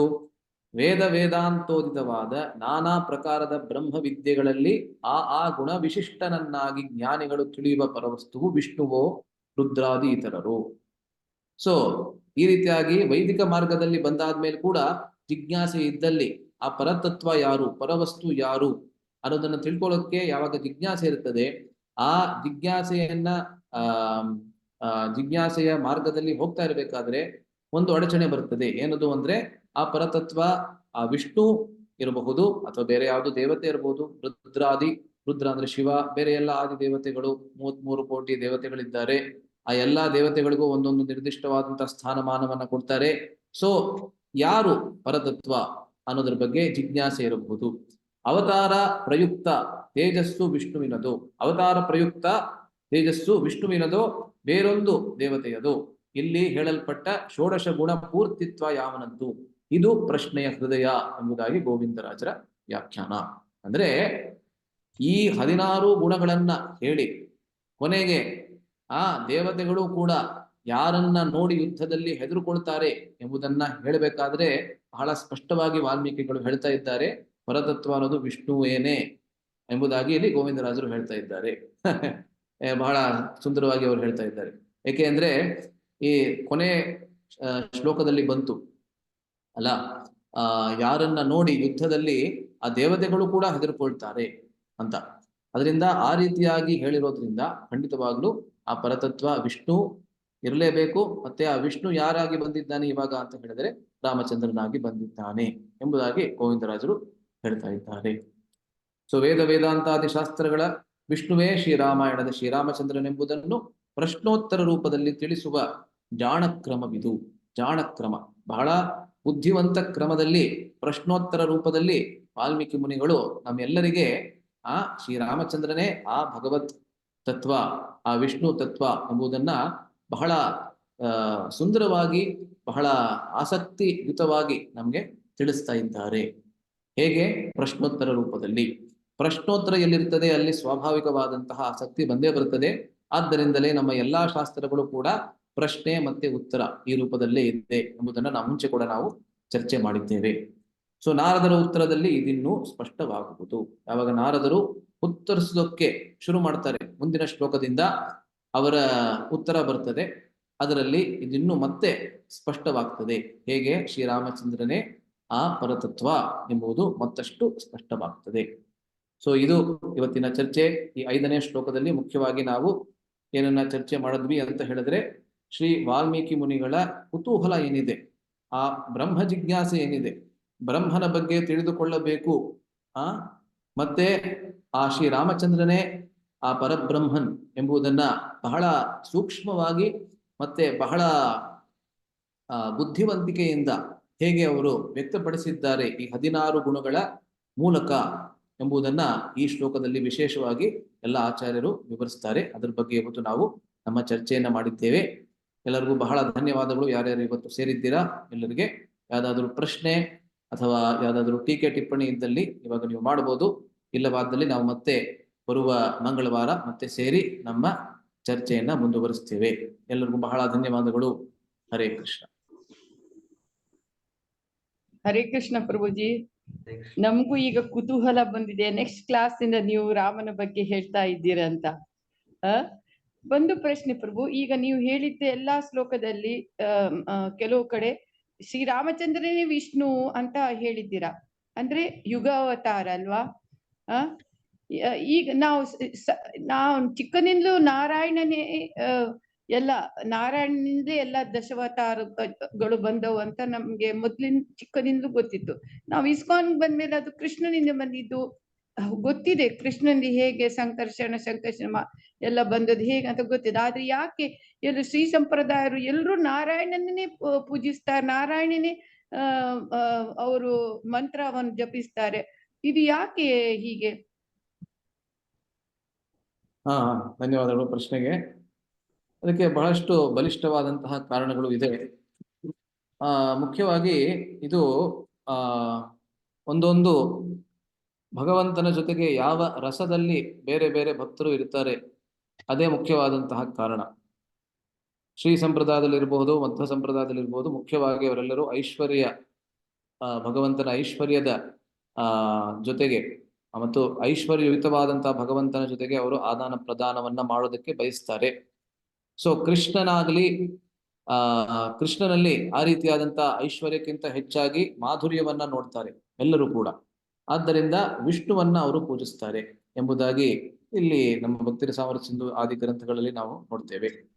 ಸೊ ಅವರಲ್ಲಿ ಮುಖ್ಯವಾದಕ್ಕೆ ಅವ್ರಿಗೆ ಸಾಕ್ಷಿ ಪ್ರಮಾಣ ಇದೆಯಾ, ಸಾಕ್ಷಿ ಪುರಾವೆಗಳು ಪ್ರಮಾಣ ಇದೆಯಾ, ಅದಕ್ಕೂ ಕೂಡ ಸಾಕಷ್ಟು ಪ್ರಮಾಣಗಳಿವೆ ಶಾಸ್ತ್ರದಲ್ಲಿ. ಇವಾಗ ವಿಷ್ಣು ಪುರಾಣವನ್ನ ತೆಗೆದುಕೊಂಡ್ರೆ ಅದರಲ್ಲಿ ವಿಷ್ಣುವೇ ಎಲ್ಲದಕ್ಕೂ ಮೂಲ ಎಂಬುದಾಗಿ ಅಲ್ಲಿ ವಿವರ ನಮಗೆ ಸಿಗ್ತದೆ. ಆದರೆ ಭಾಗವತದಲ್ಲಿ ಕೃಷ್ಣನೇ ಎಲ್ಲದಕ್ಕೂ ಮೂಲ ಎಂಬುದಾಗಿ ಇಲ್ಲಿ ನಮಗೆ ಒಂದು ಪ್ರಮಾಣ ಸಿಗ್ತದೆ. ಇದೆರಡರಲ್ಲಿ ಯಾವುದೇ ರೀತಿಯಾದಂತಹ ವ್ಯತ್ಯಾಸ ಇಲ್ಲ ಎಂಬುದಾಗಿ ಚೈತನ್ಯ ಮಹಾಪ್ರಭುಗಳು ಕೂಡ ಹೇಳ್ತಾರೆ. ಯಾವಾಗ ಎಷ್ಟೊಂದು ಕಡೆಯಲ್ಲಿ, ಮುಖ್ಯವಾಗಿ ದಕ್ಷಿಣ ಭಾರತದಲ್ಲಿ ಶ್ರೀರಂಗದಲ್ಲಿ ಯಾವಾಗ ಅವರು ವೆಂಕಟ ಭಟ್ಟನ ಜೊತೆಗೆ ಚರ್ಚೆಯನ್ನ ಮಾಡ್ತಾರೆ, ಅಲ್ಲಿ ಸ್ಪಷ್ಟವಾಗಿ ಯಾರಾದರೂ ವಿಷ್ಣು ಮತ್ತೆ ಕೃಷ್ಣನಲ್ಲಿ ವ್ಯತ್ಯಾಸವನ್ನ ಕಂಡರೆ ಅವರು ಪಾಷಂಡಿಗಳು ಎಂಬುದಾಗಿ ಚೈತನ್ಯ ಮಹಾಪ್ರಭುಗಳು ಹೇಳ್ತಾರೆ. ಹಾಗಾದ್ರೆ ಯಾವ ರೀತಿಯಲ್ಲಿ ವ್ಯತ್ಯಾಸ ಇದೆ, ಯಾವ ದೃಷ್ಟಿಯಲ್ಲಿ ವ್ಯತ್ಯಾಸ ಇದೆ ಅಂತ ಹೇಳಿದ್ರೆ ಕೇವಲ ರಸದ ದೃಷ್ಟಿಯಲ್ಲಿ ಮಾತ್ರ, ತತ್ವದ ದೃಷ್ಟಿಯಲ್ಲಿ ಯಾವುದೇ ರೀತಿಯಾದಂತಹ ವ್ಯತ್ಯಾಸ ಇಲ್ಲ. ಮತ್ತು ಹಾಗಾದ್ರೆ ಕೃಷ್ಣ ಮೂಲನೋ ವಿಷ್ಣು ಮೂಲನೋ ಅಂತ ನೀವು ಕೊನೆಯಲ್ಲಿ ಆ ಪ್ರಶ್ನೆ ಬಂದೇ ಬರ್ತದೆ ನಮ್ಗೆ ಅಲ್ಲ. ಸೊ ಇಷ್ಟೆಲ್ಲ ನೀವು ಹೇಳಿದ್ರಿ, ಅಲ್ಲಿ ಆ ರೀತಿ ನಂಬಿಕೆ ಇಟ್ಕೊಂಡಿರ್ತಾರೆ, ಇಲ್ಲಿ ಈ ರೀತಿಯಾದಂತ ನಂಬಿಕೆ ಇದೆ. ಹಾಗಾದ್ರೆ ಕೊನೆಯಲ್ಲಿ ಯಾರು ಮೂಲ, ಕೃಷ್ಣನೋ ಅಥವಾ ವಿಷ್ಣು ಮೂಲನೋ ಎಂಬುದಾಗಿ ಪ್ರಶ್ನೆ ಬಂದೇ ಬರ್ತದೆ. ಸೊ ಅದಕ್ಕೆ ಪ್ರಭುಪಾದರು ಒಂದ್ ಕಡೆಯಲ್ಲಿ ಬಹಳ ಚೆನ್ನಾಗಿ ಉತ್ತರವನ್ನ ಕೊಡ್ತಾರೆ. ಸೊ ಭಗವಂತ ಎಲ್ಲರ ಜೊತೆಗೆ ಅವನ ಆದಾನ ಪ್ರದಾನವನ್ನ ಅವರವರ ಭಾವನೆಗಳ ಪ್ರಕಾರ ಅವನು ಆದಾನ ಪ್ರದಾನವನ್ನ ಮಾಡ್ತಾನೆ. ಸೊ ಭಗವತ್ ತತ್ವ ಅನ್ನೋದು ಒಂದೇನೆ. ನಿಜವಾಗ್ಲೂ ಒಂದ್ ಕಡೆಯಲ್ಲಿ ಪ್ರಭುಪಾದರು ಏನು ಹೇಳ್ತಾರೆ ಅಂತ ಹೇಳಿದ್ರೆ, ಆ ಭಗವತ್ ತತ್ವಕ್ಕೆ ಮೂಲದಲ್ಲಿ ನೀವು ಯಾವ ಹೆಸರಿನಿಂದ ಕರಿತೀರಾ ಆ ಹೆಸರಿಂದ ಅವನು ಆದಾನ ಪ್ರದಾನವನ್ನ ಮಾಡ್ತಾನೆ. ಯಾಕೆಂದ್ರೆ ಅದೆಲ್ಲವೂ ಕೂಡ ಅದು ಭಗವಂತನ ಬೇರೆ ಬೇರೆ ಆಸ್ಪೆಕ್ಟ್ಸ್ ಅಂತ ಏನ್ ಕರಿತೀವಿ, ಬೇರೆ ಬೇರೆ ಏನ್ ಹೇಳ್ತಾರೆ ಅದಕ್ಕೆ ಕನ್ನಡದಲ್ಲಿ, ಆಸ್ಪೆಕ್ಟ್ ಅನ್ನೋಕೆ ಏನ್ ಹೇಳ್ತಾರೆ ಕನ್ನಡದಲ್ಲಿ, ಬೇರೆ ಬೇರೆ ದೃಷ್ಟಿ ಅಂತ ಹೇಳ್ಬೋದೇನೋ ನೀವು ಅಷ್ಟೇನೆ. ಆಸ್ಪೆಕ್ಟ್ ಅಂದ್ರೆ ನಿಮ್ಗೆಲ್ಲರೂ ಅರ್ಥ ಆಗತ್ತೆ. ಸೊ ಆಯಾಮಗಳು ಆಯಾಮಗಳು, ಕರೆಕ್ಟ್ ಕರೆಕ್ಟ್, ಧನ್ಯವಾದಗಳು. ಆಯಾಮಗಳು, ಭಗವಂತನ ಬೇರೆ ಬೇರೆ ಆಯಾಮಗಳು. ಇವಾಗ ನಾವು ಭಗವಂತ ವಿಷ್ಣು ಅಂತ ಹೇಳಿ ಅವನ ಐಶ್ವರ್ಯದ ಜೊತೆಗೆ ಆದಾನ ಪ್ರದಾನವನ್ನ ಮಾಡ್ಬೇಕಾ? ಅದೇ ಭಗವಂತ ನಮ್ಗೆ ವಿಷ್ಣುವಾಗಿ ಕಾಣಿಸ್ತಾನೆ. ವಿಷ್ಣುವಿಂದನೇ ಎಲ್ಲ ಅವತಾರಗಳು ಬರ್ತಾ ಇರತಕ್ಕಂಥದ್ದು. ಹೌದು, ಹಾಗೆ ನಾವು ಅದಕ್ಕೆ ಸಾಕಷ್ಟು ಪ್ರಮಾಣಗಳು ನಮ್ಗೆ ಆ ಶಾಸ್ತ್ರದಲ್ಲಿ ಸಿಕ್ಕೇ ಸಿಗ್ತದೆ. ಇಲ್ಲ, ಭಗವಂತ ಮಾಧುರ್ಯ ಪ್ರಧಾನ, ಕೃಷ್ಣನೇ ಭಗವಂತ, ಅವನ ಜೊತೆಗೆ ನಾನು ಆದಾನ ಪ್ರದಾನವನ್ನ ಮಾಡಬೇಕು ಅಂತ ಹೇಳಿದ್ರೆ ಅದೇ ಭಗವಂತ ಕೃಷ್ಣನಾಗಿ ನಮ್ಗೆ ನಮ್ಮ ಮನಸ್ಸನ್ನ ಸೆಳೆದುಕೊಳ್ತಾನೆ. ಆಯ್ತಾ? ಸೊ ಎರಡೂ ಶಾಸ್ತ್ರಾಧಾರಿತವಾಗಿರೋದ್ರಿಂದ, ಎರಡಕ್ಕೂ ಶಾಸ್ತ್ರದಲ್ಲಿ ಪ್ರಮಾಣ ಇರೋದ್ರಿಂದ, ಎರಡರಲ್ಲಿ ಯಾವುದೇ ರೀತಿಯಾದಂತಹ ಅಂದ್ರೆ ಎರಡೂ ಅಧಿಕೃತ, ಎರಡರಲ್ಲಿ ವ್ಯತ್ಯಾಸ ಖಂಡಿತವಾಗ್ಲೂ ಇದೆ, ಆದ್ರೆ ಎರಡು ಅಧಿಕೃತ. ಅದರಿಂದ ಇದೆರಡರ ಮಧ್ಯದಲ್ಲಿ ಹೆಚ್ಚಾಗಿ ಚರ್ಚೆ ಮಾಡೋದು ಏನು ಬೇಕಾಗಿಲ್ಲ ಅಂತ ಶ್ರೀಲ ಪ್ರಭುಪಾದರು ಹೇಳ್ತಾರೆ. ಸೊ ಭಗವಂತ ಅವನೇ ಕೃಷ್ಣನಾಗಿ ಒಬ್ಬ ಕೃಷ್ಣ ಭಕ್ತರ ಮನಸ್ಸಿನಲ್ಲಿ ಅವನು ವ್ಯಕ್ತಪಡಿಸ್ತಾನೆ, ತನ್ನನ್ನೇ ತಾನು ವ್ಯಕ್ತಪಡಿಸ್ಕೊಳ್ತಾನೆ. ಮತ್ತೆ ಅದೇ ಭಗವಂತ ವಿಷ್ಣುವಾಗಿ ಮತ್ತೊಬ್ಬ ವಿಷ್ಣು ಭಕ್ತನ ಹೃದಯದಲ್ಲಿ ತನ್ನನ್ನೇ ತಾನು ವ್ಯಕ್ತಪಡಿಸ್ಕೊಳ್ತಾನೆ. ಅದರಿಂದ ಹಾಗೆ ನಾವು ಅರ್ಥ ಮಾಡ್ಕೋಬಹುದು. ಹರೇ ಕೃಷ್ಣ ಪ್ರಭು, ಧನ್ಯವಾದ. ನಂಗೆ ಯಾರಾದ್ರೂ ಈ ಪ್ರಶ್ನೆ ಕೇಳಿ ನಂಗೆ ಉತ್ತರ ಕೊಡ್ಲಿಕ್ಕೆ ಬರ್ತಾ ಇರ್ಲಿಲ್ಲ, ಆದ್ರಿಂದ ನಾನು ಕೇಳಿದೆ. ಧನ್ಯವಾದ ಪ್ರಭು. ಧನ್ಯವಾದಗಳು. ಅಲ್ಲಿ ಮೂಲ ಉತ್ತರ ಅಂದ್ರೆ ರಸದ ಪ್ರಕಾರ ಆದಾನ ಪ್ರದಾನ ಅಷ್ಟೇ. ಬೇರೆ ಯಾವ್ದಾದ್ರು ಪ್ರಶ್ನೆ ಇದೆಯಾ ಅಥವಾ ಬೇರೆ ಟೀಕೆ ಟಿಪ್ಪಣಿ ಯಾವ್ದಾದ್ರು? ಹರೇ ಕೃಷ್ಣ ಪ್ರಭುಜಿ. ಹೇಳಿ ಮಾತಾಡಿ ಪ್ರಭುಜಿ. ಕ್ಲಾಸ್ ಚೆನ್ನಾಗಿತ್ತು ಪ್ರಭುಜಿ, ಧನ್ಯವಾದಗಳು. ಧನ್ಯವಾದಗಳು. ಹರೇ ಕೃಷ್ಣ ಪ್ರಭುಜಿ. ಪ್ರಭುಜಿ, ಕೃಷ್ಣ ಮತ್ತೆ ವಿಷ್ಣು ಅಲ್ಲಿ ವ್ಯತ್ಯಾಸ ಕಾಣಂಗಿಲ್ಲ ಅಂತ ಇದೆ ಶಾಸ್ತ್ರದಲ್ಲಿ, ಆದ್ರೂ ವ್ಯತ್ಯಾಸನೇ ಇದೆಯಲ್ಲ ಪ್ರಭುಜಿ? ಇದು ರಸಗಳದ್ದು ವ್ಯತ್ಯಾಸ ಇದೆಯಲ್ಲ, ಅದ್ಯಾವ ತರ? ಹೇಳಿದ್ದು ತತ್ವದಲ್ಲಿ ವ್ಯತ್ಯಾಸ ಇಲ್ಲ, ರಸದ ದೃಷ್ಟಿಯಿಂದ ಇದೆ ಅಷ್ಟೇ, ತತ್ವದಲ್ಲಿ ಇಲ್ಲ. ಆದ್ರೆ ಇಲ್ಲಿ ನಾವು ಡಿಫ್ರೆಂಟ್ ಆಗಿ ನೋಡ್ತೀವಲ್ಲ ಪ್ರಭುಜಿ ಹಾಗಾದ್ರೆ? ಹೌದು, ವ್ಯತ್ಯಾಸ ಯಾವ್ದು ನೋಡ್ತೀರಾ? ಕೇವಲ ಅದನ್ನೇ ಹೇಳ್ತಾ ಇರೋದು, ಬಹಳ ಸ್ಪಷ್ಟವಾಗಿ ರಸದ ದೃಷ್ಟಿಯಿಂದ ಇದೆ ಅಂತ ಅದಕ್ಕೆ ಹೇಳ್ತಾ ಇರೋದು. ತತ್ವದಲ್ಲಿ ಯಾವುದೂ ಇಲ್ಲ. ಕೃಷ್ಣ ಹೆಚ್ಚು ಶಕ್ತಿಶಾಲಿ, ವಿಷ್ಣು ಕಡಿಮೆ ಶಕ್ತಿಶಾಲಿ, ಆ ರೀತಿ ಎಲ್ಲೂ ಹೇಳೋದಿಲ್ಲ ಶಾಸ್ತ್ರ. ಕೇವಲ ಅವ್ರ ಜೊತೆಗೆ ಇವಾಗ ಉದಾಹರಣೆಗೆ ಪ್ರಭುಪಾದ್ರಿ ಉದಾಹರಣೆಯನ್ನ ಕೊಡ್ತಾರೆ.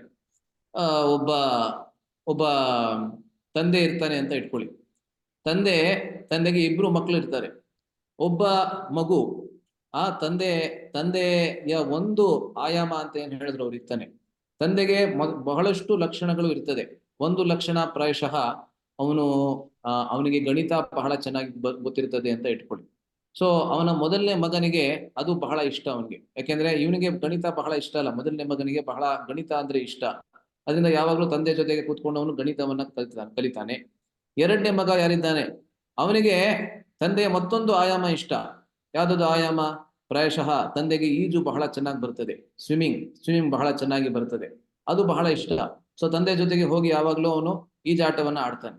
ಸೊ ಈ ರೀತಿ ಒಂದೇ ಪುರುಷನಲ್ಲಿ ಎಷ್ಟೊಂದು ಆಯಾಮಗಳು ಇರೋದನ್ನ ನಾವು ಈ ಲೋಕದಲ್ಲಿ ಕೂಡ ನಾವು ನೋಡ್ತೀವಿ.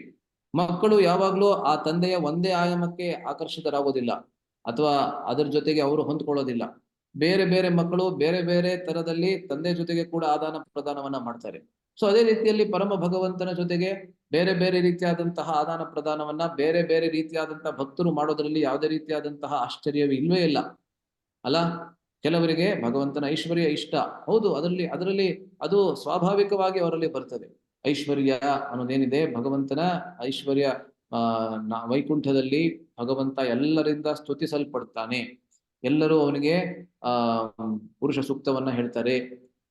ಲಕ್ಷ್ಮಿಯ ಜೊತೆಗೆ ಕೂರಿಸ್ಕೊಂಡು ಅವನಿಗೆ ಶ್ರೀ ಸೂಕ್ತವನ್ನ ಮತ್ತೆ ಪುರುಷ ಸೂಕ್ತವನ್ನ ಹೇಳ್ತಾರೆ ವೈಕುಂಠದಲ್ಲಿ. ಮತ್ತೆ ಪ್ರತಿ ಕ್ಷಣದಲ್ಲೂ ಅವನ ಸ್ತುತಿಯನ್ನ ವಿವಿಧವಾದಂತಹ ಸಂಸ್ಕೃತದ ಶ್ಲೋಕಗಳಲ್ಲಿ ಮಾಡ್ತಾರೆ. ಅವನ ಸೇವೆಯನ್ನ ಮಾಡೋದೇ ಅವರ ಪರಮ ಜೀವನದ ಲಕ್ಷ್ಯ ಆಗ್ಬಿಟ್ಟಿರ್ತದೆ ವೈಕುಂಠದಲ್ಲಿ. ಆದರೆ ವೃಂದಾವನದಲ್ಲಿ ಆ ರೀತಿ ಅಲ್ಲ. ವೃಂದಾವನದಲ್ಲಿ ಮಾಧುರ್ಯ ಅಂದ್ರೆ ಅವನ ಜೊತೆಗೆ ಬಹಳ ಮಧುರವಾದಂತಹ ಒಂದು ಸಂಬಂಧಗಳನ್ನ ಇಟ್ಕೊಂಡು ಅವನ ಜೊತೆಗೆ ಆ ರೀತಿಯಾದಂತಹ ಆದಾನ ಪ್ರದಾನವನ್ನ ಮಾಡಬೇಕು ಅಂತ. ಸೊ ಒಂದೇ ಭಗವಂತ ಆದ್ರೆ ಬೇರೆ ಬೇರೆ ತನ್ನ ಆಯಾಮಗಳನ್ನ ತೋರಿಸ್ತಾ ಇದ್ದಾನೆ ಬೇರೆ ಬೇರೆ ತರಹದ ಭಕ್ತರಿಗೆ. ಸೊ ಇದನ್ನ ಅರ್ಥ ಮಾಡ್ಕೊಳ್ಳೋದ್ರಲ್ಲಿ ಏನು ಯಾವುದೇ ರೀತಿಯಾದಂತಹ ಕಷ್ಟ ನನಗೆ ಕಾಣಿಸ್ತಾ ಇಲ್ಲ. ಆಯ್ತಾ? ಬೇರೆ ಯಾವ್ದಾದ್ರು ಪ್ರಶ್ನೆ ಇದೆಯಾ?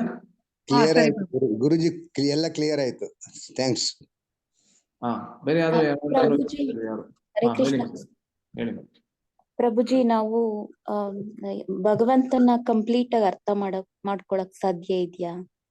ಯಾಕಂದ್ರೆ ಈ ಓದ್ ಸೆಷನ್ ಅಲ್ಲೆಲ್ಲ ಬಂದಿತ್ತಲ್ಲ ಪ್ರಭುಜಿ, ಅದೇ ವಿಭೀಷಣ ಮತ್ತೆ ಗುಹಾ, ಶಬರಿ ಅವ್ರಿಗೆಲ್ಲ ಅನುಗ್ರಹ ಕೊಡ್ತಾರಲ್ವಾ ಭಗವಂತ. ಹಂಗೆ ಅರ್ಥ ಮಾಡ್ಕೊಳಕ್ ಸಾಧ್ಯ ಇದೆ ಫುಲ್ ಆಗಿ ಪರಿಪೂರ್ಣವಾಗಿ ನಾವು ಭಗವಂತನ?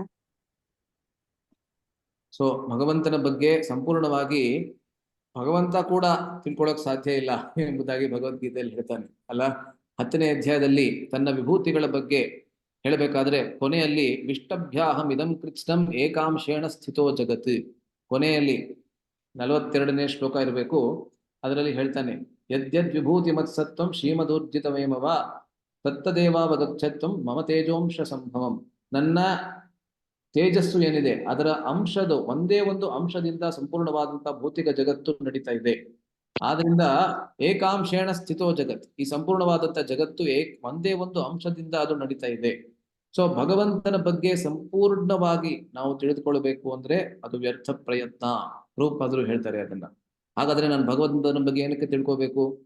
ಹೇಗಿದ್ರು ಸಂಪೂರ್ಣವಾಗಿ ಅವನ ಬಗ್ಗೆ ತಿಳ್ಕೊಳಕ್ ಆಗದೇ ಇಲ್ಲ ಅಲ್ಲ ನಾನು, ಅದರಿಂದ ನೀನೇನಕ್ಕೆ ಈ ಪ್ರಯತ್ನವನ್ನಾದ್ರೂ ಪಡಬೇಕು ಅಂತ ನಮ್ಮ ಮನಸ್ಸಿನಲ್ಲಿ ಬರ್ಬೋದು.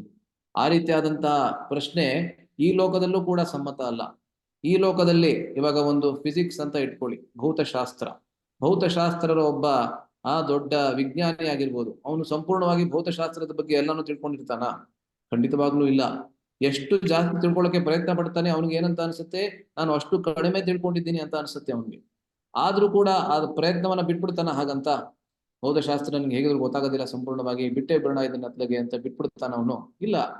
ಅದರಲ್ಲಿ ಜ್ಞಾನಾರ್ಜನೆಯಲ್ಲೇ ಅವನಿಗೆ ಅಷ್ಟೊಂದು ಸುಖದ ಅನುಭೂತಿ ಆಗ್ತಾ ಇರ್ತದೆ ಅಲ್ಲ.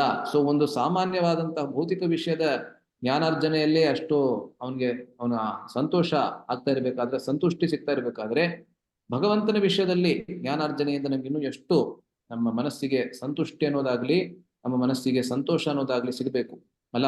ಸೊ ಸಂಪೂರ್ಣವಾಗಿ ಭಗವಂತನ ಬಗ್ಗೆ ತಿಳ್ಕೊಳ್ಳೋದಕ್ಕೆ ಸಾಧ್ಯವೇ ಇಲ್ಲ. ಯಾಕೆಂದ್ರೆ ಪ್ರಭುಪಾದರು ಹೇಳ್ತಾರೆ, ಈ ಸಮಯದಲ್ಲಿ ಇವತ್ತೆಷ್ಟು ಈ ಟೈಮ್ ಎಷ್ಟು ಇವಾಗ 8 ಗಂಟೆ ಅಲ್ಲ, 8 PM. ಈ ಸಮಯದಲ್ಲಿ ನಾನು ಸಂಪೂರ್ಣವಾಗಿ ಭಗವಂತನ ಬಗ್ಗೆ ಸಂಪೂರ್ಣವಾಗಿ ತಿಳಿದುಕೊಂಡ್ಬಿಟ್ಟೆ ಅಂತ ಹೇಳಿದ್ರು ಕೂಡ ಅದು ಸಾಧ್ಯ ಇಲ್ಲ. ಆದ್ರೂ ಕೂಡ ಆ ರೀತಿ ಆದ್ರೂ ಹೇಳಿದ್ರೆ ಆ ಕ್ಷಣದಲ್ಲಿ ಆ ಭಗವಂತನವನು ಅದಕ್ಕಿಂತ ಹೆಚ್ಚು ವಿಸ್ತಾರ ಮಾಡ್ಕೊಂಡ್ಬಿಟ್ಟಿರ್ತಾರೆ. ಸೊ ಮುಂದಿನ ಕ್ಷಣದಲ್ಲಿ ನನಗೆ ಭಗವಂತನ ಬಗ್ಗೆ ಸಂಪೂರ್ಣವಾಗಿ ಗೊತ್ತಿಲ್ಲ, ಈ ರೀತಿ ಪ್ರಭುಪಾದರು ಹೇಳ್ತಾರೆ. ಅದರಿಂದ ಸಂಪೂರ್ಣವಾಗಿ ಭಗವಂತನ ಬಗ್ಗೆ ತಿಳಿದುಕೊಳ್ಳೋದಕ್ಕೆ ಯಾರಿಗೂ ಸಾಧ್ಯ ಇಲ್ಲ. ಆದರೆ ಆ ಮಾರ್ಗದಲ್ಲಿ ಯಾವಾಗ ನಾವು ಭಗವಂತನ ವಿಷಯದಲ್ಲಿ ಆ ಜ್ಞಾನಾರ್ಜನೆಯನ್ನ ಮಾಡ್ಕೊಳ್ಳೋದಕ್ಕೆ ನಾವು ಪ್ರಯತ್ನವನ್ನ ಪಡ್ತೀವಿ, ಆ ಸ್ವಲ್ಪ ಮಟ್ಟಕ್ಕೆ ನಾವು ಎಷ್ಟು ತಿಳ್ಕೊಂಡ್ರು ಕೂಡ ಅದು ನಮ್ಮ ಒಳಿತಿಗಾಗಿ, ನಮ್ಮ ಲಾಭಕ್ಕೋಸ್ಕರ ಅದು ಸಹಾಯ ಮಾಡ್ತದೆ ಅನ್ನೋದನ್ನ ನಾವು ಅರ್ಥ ಮಾಡ್ಕೋಬಹುದು. ಇದ್ರ ಬಗ್ಗೆ ಬೇರೆ ಯಾರಾದ್ರೂ ಏನಾದ್ರು ಹೇಳ್ಬೇಕಾ ಇದ್ರ ಬಗ್ಗೆ?